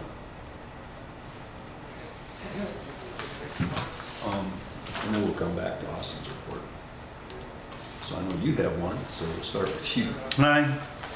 So again, being a new member, I'm not real sure of what the committee should address or needs to address, would even address what I've looked at here. But there has been some talk previously about how we should market the mooring fields to increase the amount of general knowledge and possibly increase usage. So I'd like to pass this around. and what this basically addresses is the thought and possibility of creating a more marketing website that would be more commercially promoted. And just as some examples, I showed some domains, some web domains that are available. Doesn't mean they're the right ones, it's just an example that, quite frankly, the ability to establish a commercialized promotional website is fairly easy to do. The town website is excellent, but it's very informational. It's not meant to be promotional. And this would be something associated with being commercial. I don't know how much work should be taken or recommended or authorized within the committee to pursue this to a different level. I certainly would be glad to help that happen. Basically, it shows not only website domains available that possibly could be commercialized. There's also samples of Facebook names available. There is currently a Facebook mooring field that's kind of, again, under the town's direction. Unfortunately, that hasn't been aggressively maintained. If you go back and look at that, it has one or two posts that are several years old. So again, it would be a matter of creating a Facebook passages or connection or presence, and then having it actively maintained, promoted. Nowadays, having a website that isn't tied to a Facebook is pretty unusual or not very commercially viable. So that's sort of what's happening in this information here. We'll talk about the water taxi portion of it in a minute. So really it's a matter, do we really want to pursue ways to more commercialize promotion of our mooring systems, or not? And if that's a part that should be considered within this committee, or is that something that should be done by other resources? So We have had this discussion in the past, and what the general consensus was last time we had it a couple of years ago was that instead of getting our own domain name, that everything was centralized, that went to the town's website. However, that doesn't mean that we can't have an offshoot from the town's website to a link somewhere else. But I think everything was directed advertising-wise and otherwise was directed to the town to one place, because these are all really good. But then you have the town. You can tie. Right, then you can just, when you get to our town link, then we can have set up other links to Exactly. to the Facebook and. But if you're sitting out as there a separate now thing. and as a cruiser, Right, searching. you know, I want to go to Fort Myers Beach and more up. You're not going to go searching through the town website, which, you know, having a more commercialized website referencing that would certainly be mandatory, because there's super information from a technical standpoint on the existing website. But again, it's not to commercialize. It's not what you put into ads. It's not what you have associated with different commercialized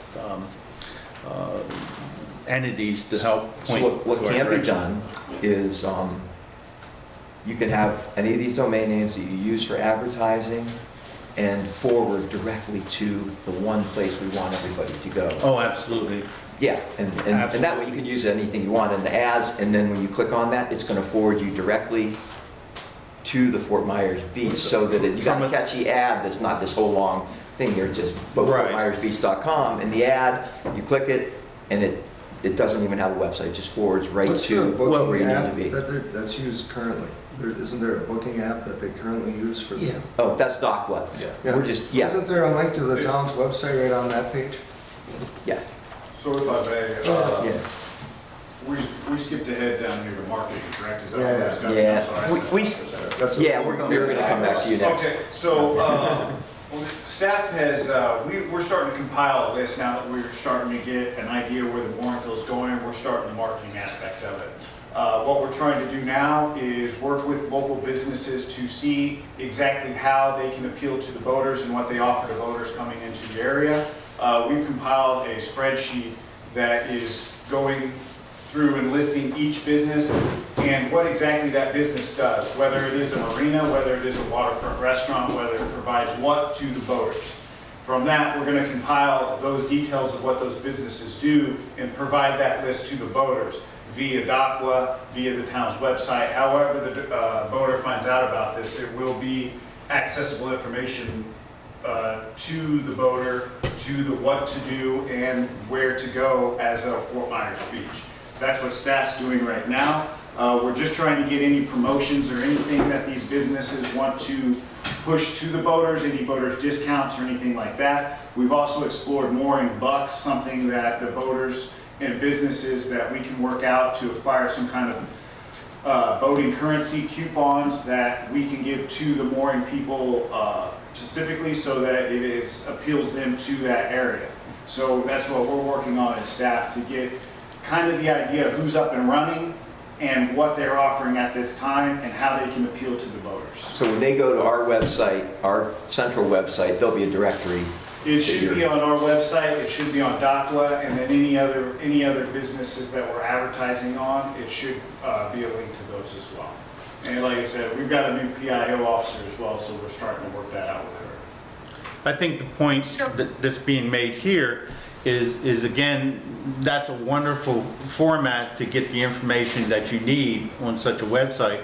It's a matter of, if I'm doing the Great Loop and I'm looking for a way to secure a mooring in this area, how can I commercially find that? How, you know, it's more of a commercial promotion than it is an informational promotion, is what's shown here. Exactly. Okay. Yeah, I love what you're saying, and I think we've been talking about that, and It's more about how do we reach that audience? Where are they looking for things? Who are they? And less about if we build a website, they will come. No, we have to fish where the fish are. Right. So Chris, how do you direct people with you're talking about getting something out there that'll go to the search engine, that'll be a search engine optimization thing, but that'll take them eventually to the town's website? Mm-hmm. Yeah, I mean, I think the deal is where are these people? Who are they? So if they are cruisers, if they're doing the loop, how do we get something in front of them? Yeah, we can definitely put links and other things on publications that they're already looking at. I mean, it's less about what we're building, but it's more about how do we find them and get them to what we're building. And I think that's what you're really talking about here is, yeah, we can put all that great stuff on our website, but if nobody can find it, if that's not where they're thinking about going, then we have to figure out what they're looking at and direct them appropriately. Is that something that you could tweak a search, your search, what's the search engine optimization? Is that something that Well, we could, it's about their publications and other things they're looking at, so we might need to do a little bit of advertising, or, whether that's digital advertising or actual advertising to get them somewhere. right, and if we do advertising, we do not want a 40 character website. We want a 10 character website to forward to the 40 character website. You can put a link, you can vary whatever the name of the website is within the link. So, Right. What you name it does not matter. It's what kind of a link you put in there. Gotcha.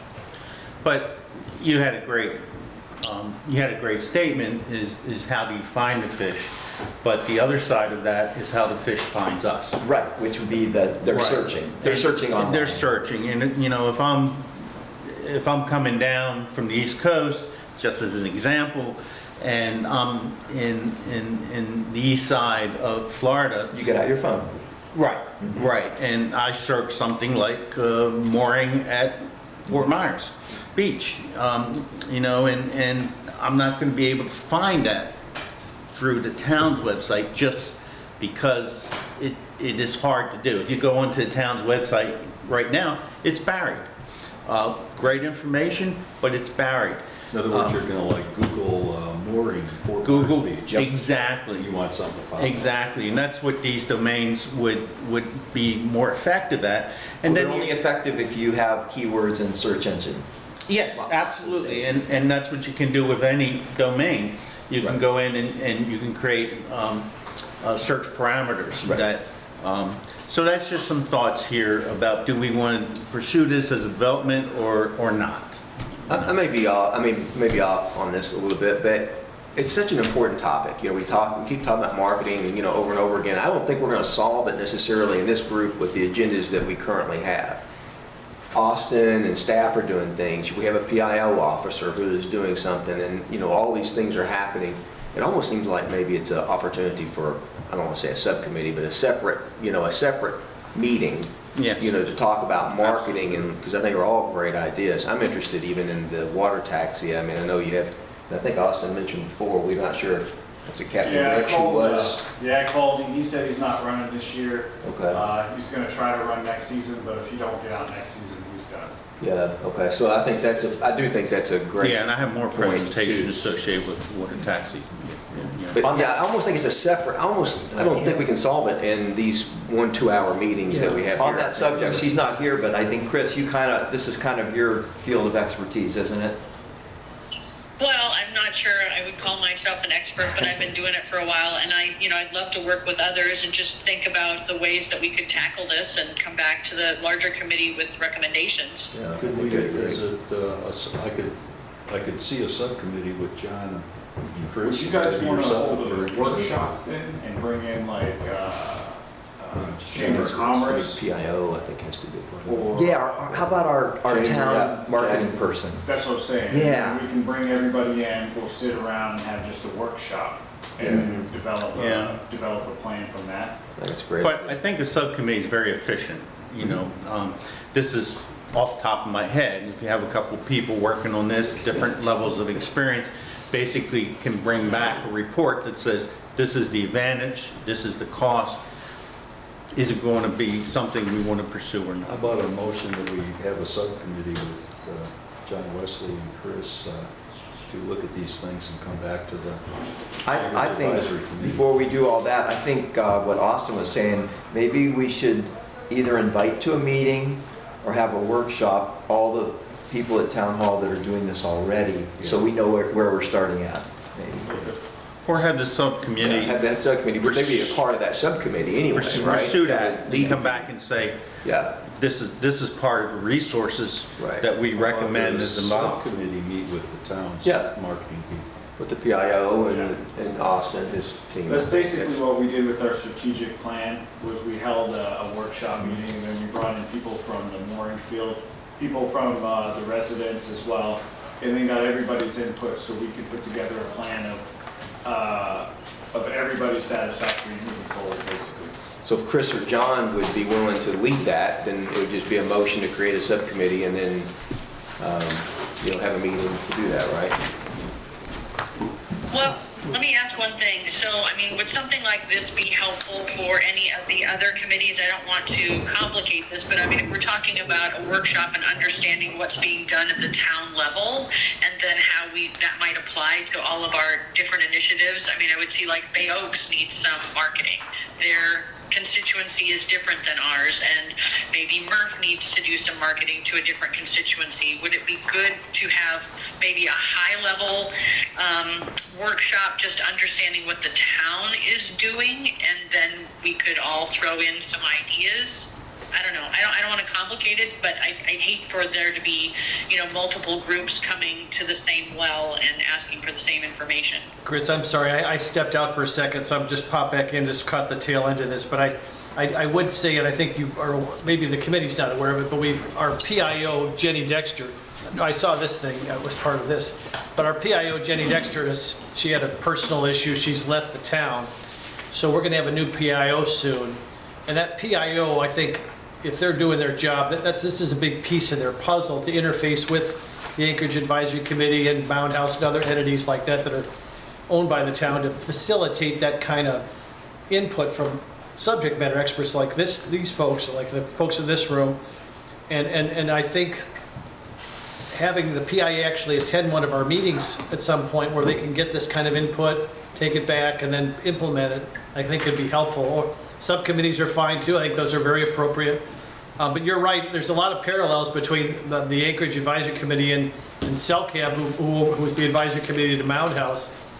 I guess the only difference would be there's an entity called the Friends of the Mound House that helps support the Mound House financially. We don't have that luxury, but we do have customers who pay fees that are hopefully self-sustain the operation. So I'm sorry if I missed something else, but I did step out for a minute. Is the new PIO hired yet? No. Oh, so Jenny just she'll be left. coming yeah. on board soon? Well, no, I don't think it's No. being posted, but yes. Right, it'll be, Yeah. Right, Right. yeah, for the So next Jim, month. or maybe so. the that's approach gonna be is our that, point person. Yeah. each of our little committees could have, a subcommittee meeting and say, here are some of our marketing priorities.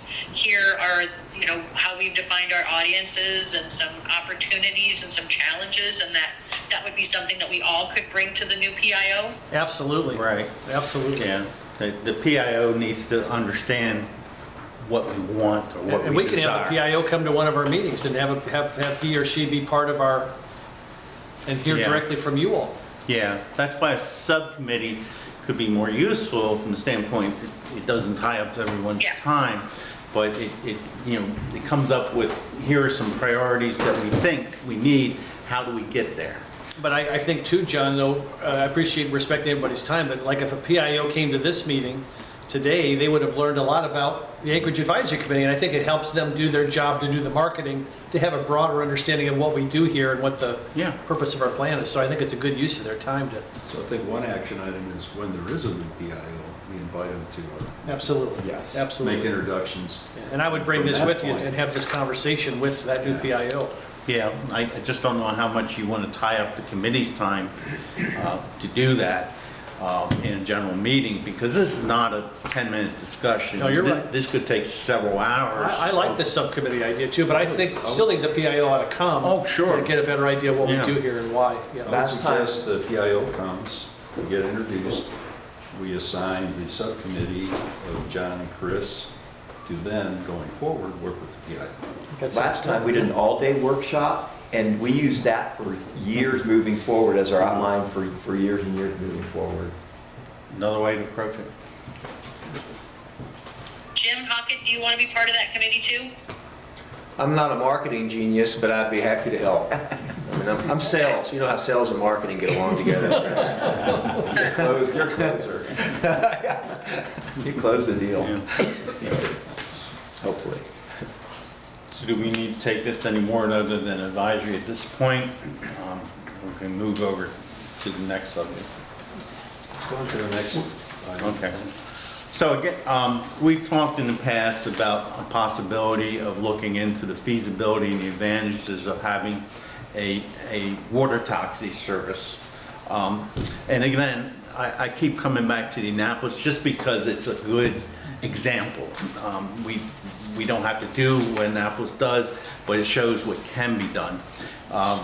This first page basically shows how the services is provided by a independent water taxi vendor that is under contract to the town, and it shows you how you can set up various different points on that water taxi scenario, and basically serve the public and be able to move people more efficiently from the moorings to your uplink and to various other commercial advantages. There's some very big similarities. If you look right there, there's 40 mooring balls just in the harbor of Annapolis, and then if you go out further out, there are significant anchor areas, and that's one thought. If you look on the next page, you get some idea of how they set their fees, which is just informational purposes. The third page is very interesting. I didn't even know this existed. Where a taxi basically says, okay, if you want to move from this point to this point, and we don't think it's advisable in the current weather conditions, they basically can go into weather waiver and say, okay, you're taking responsibility for any damage that occurs, but we'll still take you there if we feel we can physically do it. The last page basically shows that there are some options in towns close to us. You go down to Naples, there is a water shuttle service that's set up. I think we're always competing with other areas around us. You go up to Fort Myers, there's a water taxi or water service set up. So those entities have found this to be valuable to their challenges or their opportunities. So again, it goes back to, is this something that we want to authorize to pursue, or is this something that we just want to take under advisement and look at someplace down the road? One of the things that I think is important here is when you talk about first the convenience of different of a spread out mooring area, it can help that. It can help with, is this an efficient uplink or this efficient uplink? And like we said earlier, it's not going to be a perfect scenario, but this can help make it be a more focused capability of being a more practical and uplink. So that's simply what I wanted to bring here to for the committee to consider. If this is worth pursuing, it probably comes under the most efficient way as another subcommittee. Some of the answers, questions that need, I think, to be answered is, how is the relationship between an independent vendor and the town? Is it what type of contract is it? How long is it? What is the town expect out of the vendor? How does the vendor attack or provide the service that the town needs? How much does the town basically set up parameters they want the vendor to accomplish? All those are questions that can be pursued and accurate answers can be brought back. I actually have access to that information very simply, but I wouldn't put it in front of anyone on this committee unless it was verified. So again, it comes back to, do we think this would be a value to not only the residents of this area, but probably more importantly to people visiting this area? And if it is, how far does the committee want to pursue this and how they would pursue it? A question, John. Sure. I guess my question is, are we talking about two separate things? In other words, a water taxi service to service the mooring field versus a water ferry service? Exactly. Which, are you referencing one or the other, or Well, both? the ferry service is basically a schedule. Yep. You're going to take people from this point to this point to this point on a fixed schedule. And it's not going to be a lot of points. It's going to be, and that's a great way to move a lot of people. It's a great way to move employees that work on the island. This really has no association with that at all. Got it. This is basically a point-to-point, on-demand commercial operating scenario. If I'm out on mooring 14 and I want to get to Margaritaville, I basically call up and say, I need a water taxi to go from here to there at this point in time. How fast can you service me? What does it cost? And how do I can return back, which again would be.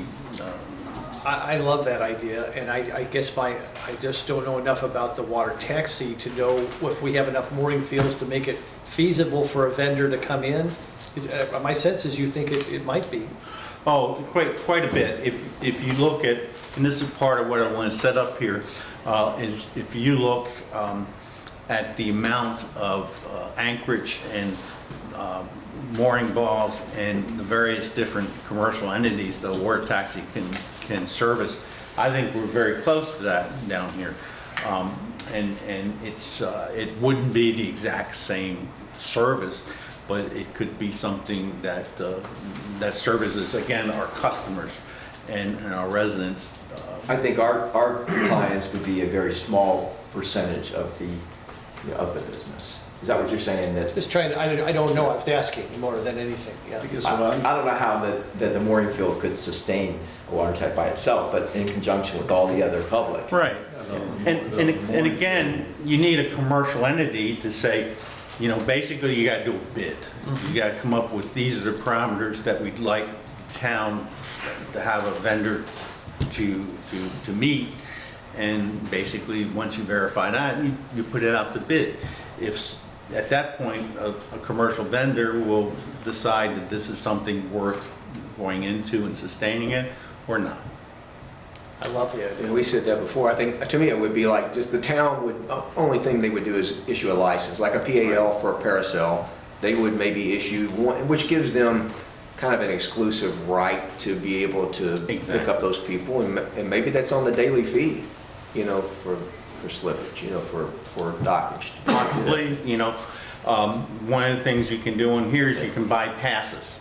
You can, you know, you for the day, and even longer. And maybe a part of mooring field, maybe you can have the option of not having it, or you can have it where on daily scenario I have the option to doing this without additional fees, or again, I think it's very important to say on demand. I think, John, too, and I can ask the folks that are planning the water ferry service to come in to talk a little bit about what their plans are, because quite frankly, what you're talking about might actually help supplement their business, because if somebody just misses a ferry and all of a sudden they call the water tag, I want to get, you know, they don't care about the cost, they just want to go get home, and they might be a good partnership. It's a different thing between a commercially scheduled service and a on-demand service. Yeah. Is really what the difference is. Very intriguing. I wonder what happened to the fella who was running that water taxi prior to Ian. Does anybody? Austin said they talked to him, right? You talked to Yeah, I talked to Butch Yeah. a couple of weeks ago, and he didn't come out this season because of the storm. He said Right. he's going to try next season, but if you don't come out next season, then it's not sustainable for Is you. he somebody that you could invite to a meeting, or would he be interested in what John's talking about, taking on a Yeah, contract? he's done it for years, and it's just never been. Possible? Yeah, it's never been profitable for him. This is sort of his service outline Oh, is that here. his? Oh, Mhm. okay, I didn't know that, okay. And I see him more as a point-to-point places that does, he isn't in the business of saying, I want to pick up somebody at mooring 15 and get them to a central deep batch area of city, a dinghy dock. Okay. That's not his business. His business is really, I'll pick you up at Snug Harbor, I'll take you to Dock Ford's Gotcha. on demand. That's Which, Captain Butch. which we would kind of step on. Seems to me maybe you could meld the two and get a larger customer Absolutely. base. I don't see us, I say us, I don't think a water taxi would really replace him. You know, he still has a situation where maybe he picks up somebody and they go significantly further outside of the water taxi service area. So, I'll be meeting with one of the principals of this water ferry service in the next few weeks, and I'll reference this and maybe invite him to an Anchorage Advisory Committee meeting. Would that be interesting? To get his insights, and then maybe they could help us in a way that it's, everybody's working together and everybody sees the benefit. sure. Depending on what type of boat the water ferry would use, and whether that would be a They say good it's- boat to be able to do, like, the service that we're talking about. Yeah, here. I wonder- the boat they're using is like, I think he told me capacity's 49 because they have to stand at Exactly. 50. So that's not gonna Much- probably work. Much for- bigger. Yeah. In this scenario, again, referencing back to Annapolis, they have two sizes of boats that they use. At maximum is 20 people. The smaller one is 12 people. Gotcha. It's more like Butch's boat. Butch's boat would be a good sized boat. Which is what we're about, talking yeah, about. yeah. And if you go onto Watermark's website, you'll see pictures of the boats that they use. And even they use ribs at times to, if you see the mooring balls in relationship to City Dock in Annapolis, you don't need a large vessel to do that. In fact, it would probably not be as commercially viable. Your quick point-to-point is usually done by a rib, because maybe at maximum you're moving 6 people. They just don't want to take their dinghy out. It's a lot easier. They're drinking, whatever. They just would rather have. That's really important, Yeah. is, I want to be able to move here to here. I know I'm going to get to a state that I'm not Yeah. properly going back. Well, the two things that everybody out there wants to do, they want to get fuel and they want to get groceries. So I'm not sure how that would work for groceries, but that's where people really want it, where they don't have to put all their groceries on their Right. dinghy. Right. It certainly will work for groceries. And it might work better for Publix, because at some point, Snook Bite may say no to dinghies coming in. I Exactly. think right now, they reserve the right to say no, but they really don't do anything. For a while there, they were really discouraging it when it was really crowded, and they had all their slips filled up, but they're just rebuilding now. But at some point, they might decide they don't want all the dinghies coming in Right. which case a drop-off might be more suitable. Exactly. It's really interesting, John. And my feeling is it's kind of part of the same marketing conversation. Yes, it is. It is marketing. You want to have that. You think that's going to draw people if we had that additional Oh, service? if you develop a system like this, you certainly want to tie into your marketing to say that this is available, or at least point them to the website. Just like here, if you go in and look and you search Annapolis water taxi, it sends you over to this vendor site.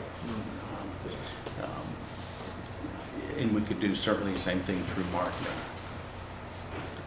I don't think in some areas the actual town runs this. I don't think that we would ever want to consider that. You really want a vendor to handle that. So committee can decide where they want to go from here concerning that concept, or if they even want to pursue it any further. I do think that's ideal. You're right about having a private vendor, but if traffic continues to get worse, the town may at some point want to get in this business, yeah. Yeah. Yeah, I mean, that's where the ferry is a great idea. You know, being able to say, move a significant amount of people between fixed points. Yep. That ferry is terrific. In fact, in Baltimore, it's exactly what they do. They run they don't call it a ferry, but they run a fixed schedule that's handled completely separate from their point-to-point water taxi demand, and they have that in the Baltimore Harbor as well. Interesting. Is that the same entity then? Is that the city of Baltimore that runs both of them? In between Annapolis? Oh, no, the ferry? Yeah. Again, it's contracted. Okay. It's just what they choose to do. Okay. Yeah. And quite frankly, Watermark, this company, they do both under independent contracts. Interesting. They don't do it in St. Michael's.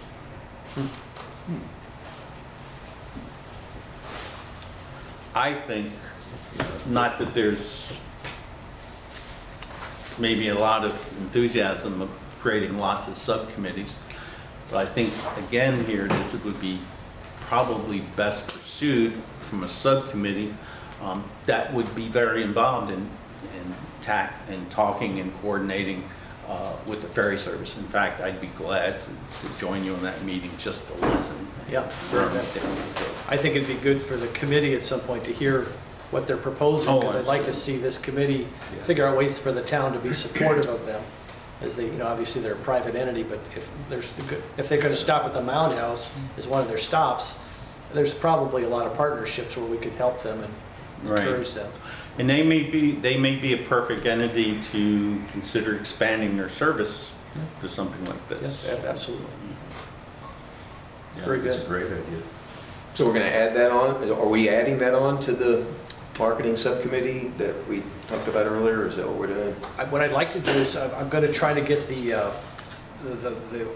principal for the proposed water ferry to come to either the next meeting or the following meeting, just to present, and then we can maybe have a conversation with the principal, because that's the action right now in town, and they seem very serious about what they're doing.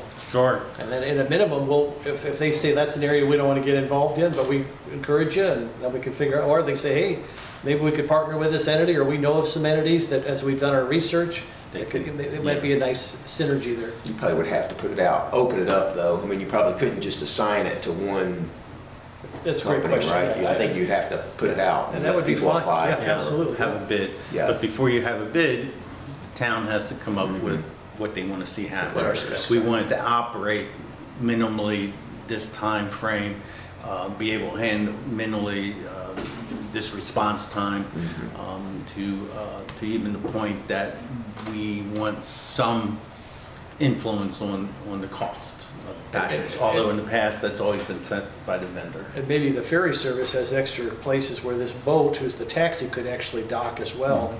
Yeah. And have that kind of partnership. But yeah, those are all good questions. Yeah, if we could do that, that'd be great, because Yeah, I think that's, like, this whole concept, the ferry plus the taxi, I think, could go a long way. It's not gonna solve our Improving traffic the, problems, but it's gonna make them. It's going to enhance it, Yeah. and I think it's going to help with a lot of commercial entities. It's, you know, Agreed. if you want to go from Mooring Ball 17 to Docks Ford, at one point in time, maybe for lunch, Yeah. and you want to go to Margaritaville for the evening, this gives you that ability to do it on demand at whatever time that you want to do it. I think it's great. All right. Well, if there's nothing more on that, let's go, Austin, we're looking for your report on current items. Oh, current items, all right. Just go over what's going on in the Warren Field. We're at a maximum capacity now. I think I've got about 7 boats on the wait list as of today. I got more coming in. As you guys know, we operate on a first come, first served basis. We're operating off the DOCO system, which it says request. I'm sorry, it says, you make when you book a hotel, it's called a reservation. Reservation is the term that's being used. So a lot of people are used to the reservation term, but we're first come, first served. So we kind of put in it's a request you put in, and if we can get you in, then we'll fit you in accordingly to who's departing and who's coming in with that. We've been having a little complaints about that, about the terminology and stuff like that, so we're working on the terminology that we're using and what we put out there as far as request and as far as reservation goes. But as of right now, we're at 100%. Like I said, we've got about 5 boats anchored out right now, waiting on somebody to depart to come in. I've been working with American Underwater to get some more systems put in here. So they did complete the side scans to the mooring field, so the dive team's been out clearing targets, which basically the side scans turned up GPS targets with a picture of what's down there. The teams go down, identify what's going on, we rig it up, and then we pull it to the surface and dispose of it. We've been doing that with all the mooring systems starting at 20 down to 54 there and clearing all those anchor heads so that when the teams come in to put new ones in, they just go and they're ready for use without any disruption within that. So we've been busy doing that. Mooring field, we're still doing the pump outs on a Monday basis. We have had an influx of pump outs with the boats coming in. None of the marinas have really updated their facilities yet. We seem to be the only pump out facility. Fort Myers, Cape Coral, Fort Myers Beach, Bonita, Naples, we've had boats come from all those people to come to get pump outs from us. So we've been trying to work on a pump out schedule, and even now the Coast Guard is having us pump their vessels out as well. So we've been doing weekly pump outs with our boat that's been increasing the price of disposal. So we put a call into CVA grant to see if they can help us out and give us some guidance on how we go about pumping out government vessels, since it is a government vessel. We're taking in about 300 gallons per pump out every time we pump them out, and we're doing that 3 times a week. So that's 900 gallons just within that. Our boat holds 1,000 gallons, so we're really getting full pretty quick through the weeks right now. For the month of November, we pumped out about 900 gallons. That gives you an idea of where we're at now. Now we're doing about 900 a week this month. So we've really influxed the pump outs of what we're doing. And on top of that, the marinas and stuff like that are pumping out as well. We are doing Moss Diversified, formerly Olson's Marine, all the way to Getaway on the other side of the bridge right there, just to make sure that we are keeping the waters clean so you guys have an idea where we're operating. We do hit up the anchorage areas, which you'll see out front of Ball 1, and then out back of 89, all those boats out in there. We do a weekly pass by through all those boats. Anybody that's on the deck, we ask them if they need pump outs or whatever. We have a couple that give us a call voluntarily and let us know that they're ready to be pumped out, so we do have some cooperation from the backfields as well.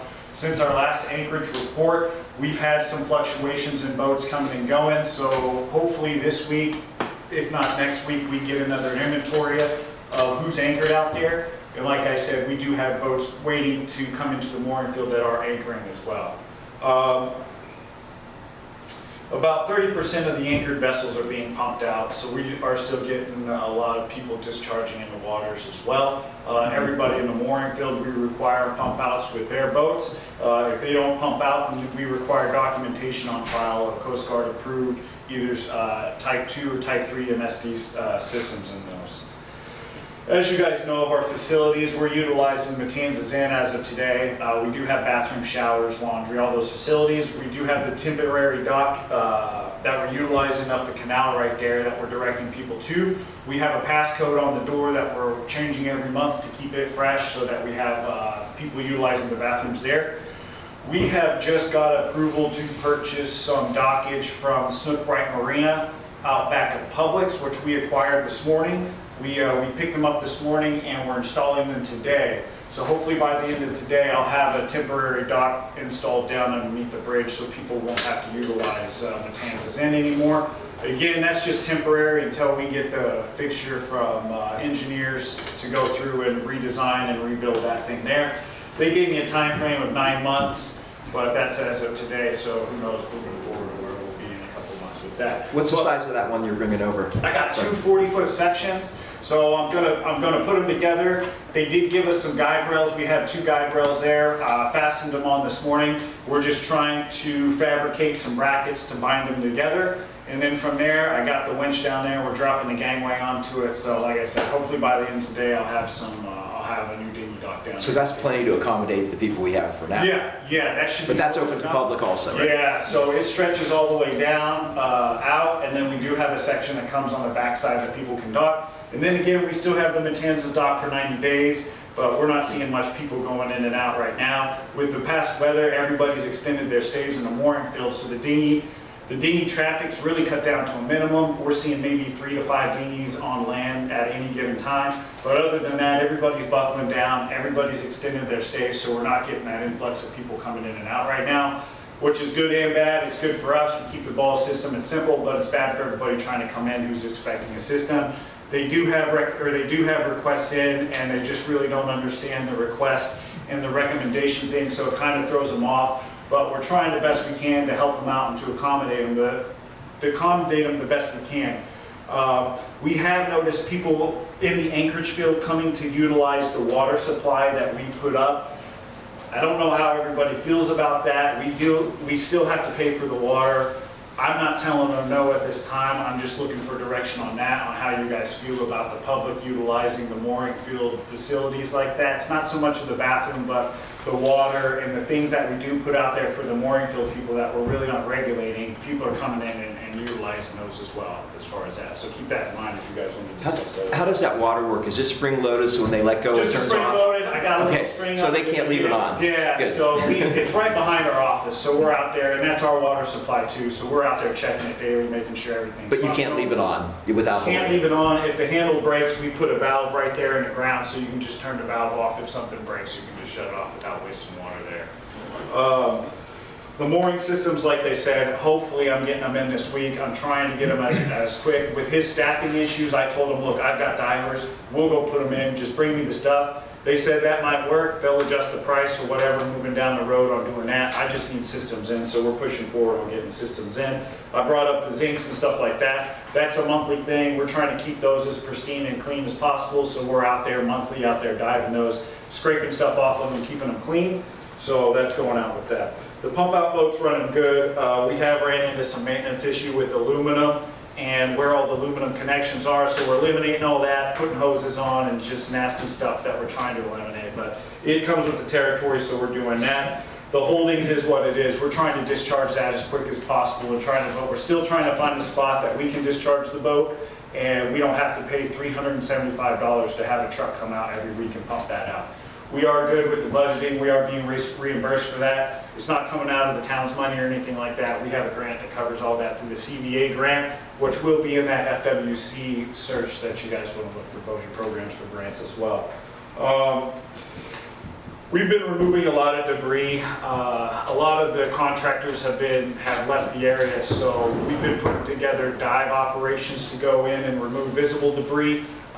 We did a Facebook post, I think, the other day to let people know if they are seeing things within our jurisdiction to let us know. We've been out responding to a couple residential calls where we've gone in and removed debris that was up under the dock at one time, but it's all coming out into the waterways now. We've got coke machines, laundry things, you name it, we've pulled it out. We pulled a shed out, I think, the other day. So there's still a bunch of stuff down there that we're pulling. We went over the grants, you guys. I think we went over the grants pretty good. The canals, we're still doing the canal, and we're doing response right now as far as on-call response to getting debris removed. Kincaid has a contract out now for side scans, so he will be doing side scans and giving us more targets and depths and all that of what's going on with our canal systems. We have the channels as well that we've been clearing out. FWC and the Sheriff's Department are removing sunken boats in the channels that they've located. So there's dive operations you guys will see. We have some beachfront lagoons with debris in them out front. we are going to try to contract out companies to come in and remove the debris from the beachfront lagoons out front, especially in the environmentally sensitive areas, down at the bird nesting areas and stuff like that. The beachfront, we get calls out. We went out prior storm. Maritime operations took a buggy out and we cleared all debris out of the beachfront a couple days ago. So we're still ongoing and assisting with beachfront removal as well on top of that. Anchored vessels, we still doing the inventory on that. I don't know if you guys want to go into the ALA or the anchoring vessels that we had on here. We did sign up for a training seminar with the Florida Bar. Let me see, the Florida Bar Environmental and Land Use Law webinar we attended. That opened our eyes up to everything that we've been experiencing here and everything that the rest of the states experiences as far as legalities and how we can maneuver better through the legality storm that is of Florida statutes. I recommend everybody go on to the 327 Florida statutes laws, and you can just hit what you guys want to look at. But I laid out an example in front of you exactly what that is, and it goes over in details what these statutes are. That's what I reference every time an issue comes up. I go onto that and get the exact details of what it is. That sheet that I gave you there is a 327.4108, I believe is what it is, and that's the ALA, the Anchor Limitation Area Law. We got a crash course in what that is with this webinar, and this is something that I suggest we start pursuing. This is something that counties can only initiate, so we need to go to the county and see how we can get our area designated as an anchor limitation area. If we do that, it gives us total control of the anchorage area and to better enforce what we need to enforce. Not take away rights, not infringe on anybody, but just try to maintain our anchorage areas a little better. There's a whole list of laws that we can start abiding into if we start applying this to us here. 45-day anchoring, nuisance boat laws, you name it, we can start getting that. So I suggest you guys get prevalent with the anchor limitation areas, and we should probably figure out a way to get that up. Yeah, so, but you have to get Lee County behind it, right? Yeah, it's going to be through Lee County. So I just wanted to put that out there so you guys can have that in your heads. Would you give us the number of that anchorage limitation law? It's 327.4108 is going to be the anchor, and I believe I did get all that print out. Yeah, that one there. But I don't know if I got enough of them. I'm sorry, Ted, I probably didn't get one over there. But I suggest you guys go ahead and make yourselves familiar with all those laws, just not that 4108.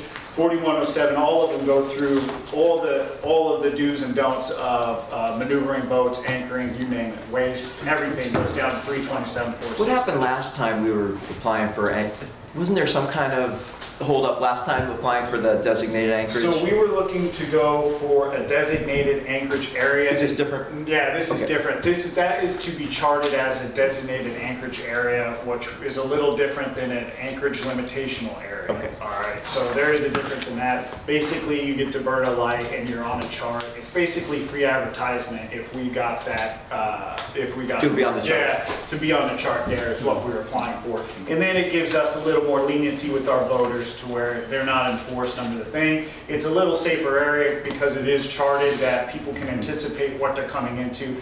As of now, it's not, so we require anchor lights to be burned and things like Actually, that. designated anchorage would let anybody come and anchor there, huh? Designated anchorage area, it would, Yeah. but this the is anchorage limitational area is anybody can't anchor but with limitations, and that's where we're lacking. That's our, yeah. You can anchor anywhere here because we're an anchorage area, but we're not an anchorage limitational area, all right? So that's the big thing that I think the town needs to pursue, the county in getting is us designated as that. But that's what we were going for with the webinar as well. Another thing that was covered was 3 citations. The vessel becomes a nuisance vessel and it can be taken by the state. There's just a number of things that can apply through that as well. Let me see. Yeah, we need a local agreement with the county to adopt it. And we are having the Lee County Sheriff's Department come by next meeting. So any of these questions or anything, please write them down. We should have Chris Nice here to go over all of that with you guys. But I mean, other if than there's that, somebody who would be prepared to kind of talk about this with us, Yeah. with the county, that's what that will be. he is the Marine Operations Lieutenant. Chris Nice is. He runs all of the Marine Division operators out here, all the officers and deputies he's the lieutenant for them. So he should have all the questions. We met with him a few weeks ago with their lawyer or their attorney and went over all the details of what we're doing and how we can better ours. So we're having an ongoing relationship building with them, but we've asked him to come in and catch up the committees and anybody else on what's going on with the Sheriff's Department moving forward with Fort Myers Beach. Moving down the list, the anchor boats, we went over boat ramps. We're still trying to assess the boat ramps. That is a grant achievable item as well. We can get grants for our boat ramps here as well. We are in pretty much monitoring stage of them. We're just making sure that people don't get hurt on them. We taped a lot of them off and closed them down until we can figure out exactly how we're going to fund those to get them repaired. We've got Mound House right here, which is in use. We got Bayview in between Virginia and Ohio Street, which is in use. We also have Coconut at the end of it. There's a small ramp over there. We went ahead and barricaded that off. That one's in disrepair. And then we also have Miramar Street at the end of it, and that one's in use as well. We've cleared out the dumpster that was there that was being used by FDEP to clear the islands as well. We have observation piers that we've been monitoring as well on Hercules, Delmar, Coconut, and Mound House here. 3 of them need benches, and the other ones, this one out here, just needs some repair like that. But other than that, that's what's really going on in the mooring field right now. There's a lot more as far as debris and stuff like that going forward. We've had FEMA out doing pictures and putting an application together for us for debris removal, so we can help get funding for all of that. And we do have 2 boats in the mooring field that we're trying to figure out how to get those removed as well. So that's where we're at with that. And I would love you guys to come down and check out the office. We've got a new dock down there as well. So just to kind of give you guys an idea of what we got the bathrooms up and running as well with the laundry facility. So if you haven't been down there, come take a look. The guys are down there working today, so we should have a dock down there. Do we need to set that up with you, Austin, or just show up? Just show up anytime. We're there between 6 a.m. and 2 p.m. every day. So if you guys ever in the area, just stop in. Any update on Lover's Key boat ramp? Nothing at the boat ramp over there yet. We've just been utilizing this one here and then the county ramp across the way, which there's some movement on the county ramp, and we're trying to get some ideas of what's going on. That's basically the old Trico ramp over there that the county owns. We've been utilizing that to launch our bigger vessels. But other than that, we've been keeping everything in the water at the office down there. We've been utilizing all the boats just with the random jobs that we've been running into. We've been having to utilize all the boats, so we just keep them in the water for now. Thank you. Taking any questions? Could you email me that thing you didn't have? Yeah, absolutely. Thanks. I don't think Chris got it either, so you might want to send it. Okay. So when you said, when you talk about pump out, Austin, is there a place where where a boater can find info about your pump out, how often you do it, what limitations is, what cost it is? Where's that information? Yeah, we have that all on the town's website. If you just look under the search bar under mooring field or pump out, all that information comes up. And we also have an application you can fill out that goes to our email that notifies us that you do need a pump out if you want to go there. Or you could just give us a call and we'll put you on the list. We typically do them every Monday, but the boat's docked right under the bridge, so if you're within that vicinity, we have no problem launching it and coming to pump you out. I'm sure when someone comes in and registers with you, you give them that information. Yeah, absolutely, absolutely. What's that? I said, it sounds like they're finding you. Oh, yeah, we're getting a ton of calls, and a lot of the people refer them to us. We do a lot of outreach to the local marinas, so our name's out there quite a bit. You talked about posting something on Facebook. Where is it on? The town's website did a post. We had Eva come out with us during one of our dive operations and do some pictures and stuff like that, and then they posted it online. Yeah, on the Facebook, town's Facebook page. Town's Facebook. Yeah. I'm not sure how all that works. You like scroll down, and I don't know. I'm not on social media personally, but I just was told that it was on there. See if I can find it. All right, cool. Everybody? Very good. All right. Any other member items besides? I have one real quick. I was saying how Gregory is in excused absence. You know what? I'm not sure he's on the committee anymore, is he? Yeah, I'll double check. I got that in my notes. I'm counting 7, and I think he might have got off it. So All right. I just saw his name tag there. So I mean, the only thing I was going to ask is that, I thought that conversation earlier about the maintenance and the extra $40,000 that we need to have, and the fact that we don't have finance visibility into, that's, very concerning, considering we're trying to keep, the Anchorage alive.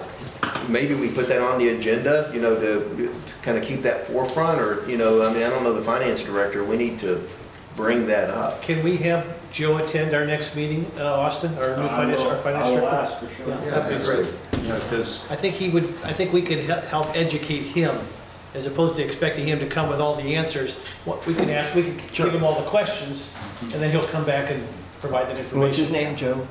How do you pronounce Just Joe's Joe. last name? I'm not going to put Joe. I can't pronounce his last name. It's very unique. Yeah, good guy.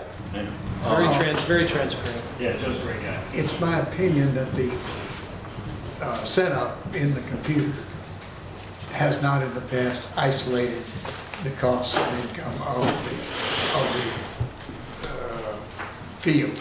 And that's absolutely true, Ted, and that's something we need to convey to Joe when he comes. And let's lay out, give him the history. He's brand new. He has no bias, no cynic. He wants to be transparent, but he's also been trying to juggle all these grants and loans and. Chelsea was always telling us that when the new finance guy came, then they'd set up. But the problem is they just never set up an account for that to track Well, costs. they actively resisted. Yeah, that's right. Okay. I just have one quick thing, and maybe this is definitely for another meeting, but I think Jim Adderholt, you talked about Keith Wilkins coming up with a plan for canal cleaning. Maybe we can talk about that at some point. That's great, Chris. There was some discussion of putting that on a council M&P agenda item. I've not seen the upcoming M&P agenda. But once that happens, if that happens, then I think Keith's going to come and present. And once we have a little bit more understanding of what's ahead of us, I think I would ask at the M&P meeting at that time to direct the Anchorage Advisory Committee to take next steps.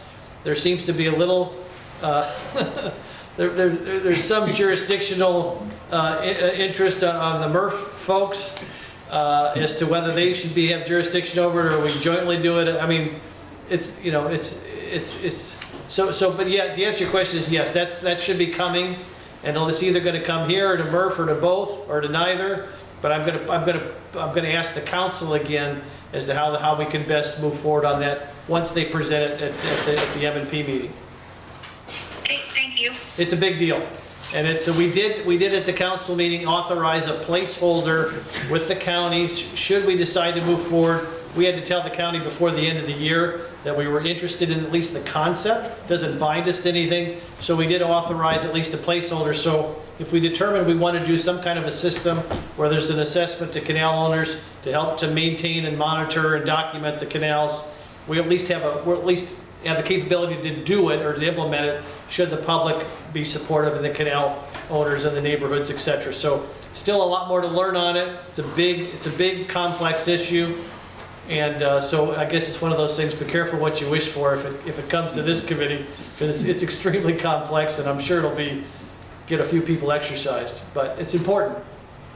One of the issues that came up was because we've never done this before as a town, and we had not documented and maintained our canals properly, we didn't get any reimbursement from FEMA. So we're crazy not to do something to move forward so we're in a position, God forbid this ever happens again, because it'll allow tremendous infusion of FEMA dollars to help clean the canals out, maintain the canals after the next event, if and when it comes. Does the grant that they mentioned, the WCIND that has dredging, is that a potential funding mechanism for, I mean, I know it says dredging. WCIND only funds public channels. waterway, that's what I was wondering. So even Laguna Channel was not considered a public.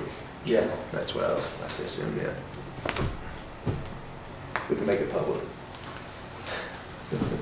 Okay, so set agenda for the next meeting. I think we've added the financial accounting or accounting for the mooring field. If we could have Joe come to the next meeting, that would be great. Yeah, I put that on for the next one, have finance director speak. If we had item, financial report or something, they'll have to have something. And if it's okay with the committee, I don't know what the availability of the water ferry folks are, but if they are available, can they come? Okay. Oh, good. please, Make yeah, sure the committee's comfortable with that, okay. Yeah. I had asked Officer Chris Knights from LCSO, I'm not sure if Austin mentioned that, to come in. Yeah, that's good. All at the same time, or we? We can move the water ferry guy to February if we need Yeah, to. we got to. It's been a lot. That's good We stuff. were in the past trying to get it through by 10 o'clock. I assume that the schedule has been expanded somewhat, that you're not expected to be somewhere else. There is no, with these advisory committees, it's really the will of the committees. Some are very short, some go really long, some just depends on how much stuff you've got going on. Okay. There's no rule, it's at the will of the committees. It appears that on the top of the, Our target is 9 to 11. Yeah. 9 to That's 11. usually what we And have that's to usually run. what I schedule on my calendar. Right, usually. That's what we had the original. Kind of enjoy that a little Reserve bit the room because- for that, yeah. I don't know about the other committee members, but I do have a life away from this table that I sometimes would like to get to, and 11 seems fair to me. 2 hours seems fair. I think it I is. think we allocate 2 hours and generally we'll get done sooner. If you need to leave for a meeting or something, then I guess you can always do that, right? That's right, absolutely. Yeah, I had an important call at 10 that I thought would be done, but this was so interesting. Yeah. I texted him and said I'm not going to be there. Well, I have no problems with saying, but I know that others do. The date for the next meeting is January 17th. And just for people's reference, don't quote me on this, but the next meeting may not be at the Mound House, it may be in the New trailer. temporary trailers. Yeah. So look on the top of the agenda, when you mail out the top of the agenda, it'll have the location on it. I'm assuming that's how they Yeah. handle that. I'll need to zoom in for that one. Once again, at 4 in the morning, Chris, you're very loyal. Yes, I am, Jim. Excuse me, Sam, what was that date? January 17th. Okay. Yeah, we'll try to have the meetings wrapped up by 11, but if you have to leave, just leave. But sometime we'll Yeah, get hopefully we have, stuff if we for vote on anything, we either people have a showing. consensus or we vote before. And lose a consensus. Yeah, or, yeah, we can rearrange the agenda if needed, if somebody has to leave. It's not a problem. Are you ready for a motion? Yes, please. Sam Lurie, I move to adjourn.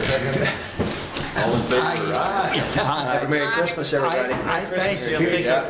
Mr. Anahold, Yes, sir. for participating so actively in our committee. Thank you, I appreciate that. Really Oh, it's my increased our pleasure. Oh, thank you for your time. Everyone, bye. Thanks, Chris. Merry Christmas. Enjoy Hawaii. Yeah, aloha.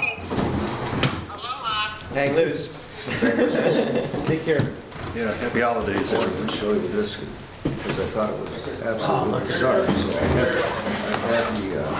an officer, I think he worked in the engine, was standing next to me and I said, "What is that, sir? Thanks, Happy Merry Christmas. The Drake Passage? In that thing? Are you kidding me?" So it was a private vessel? No, he said it had 15 passengers and I left out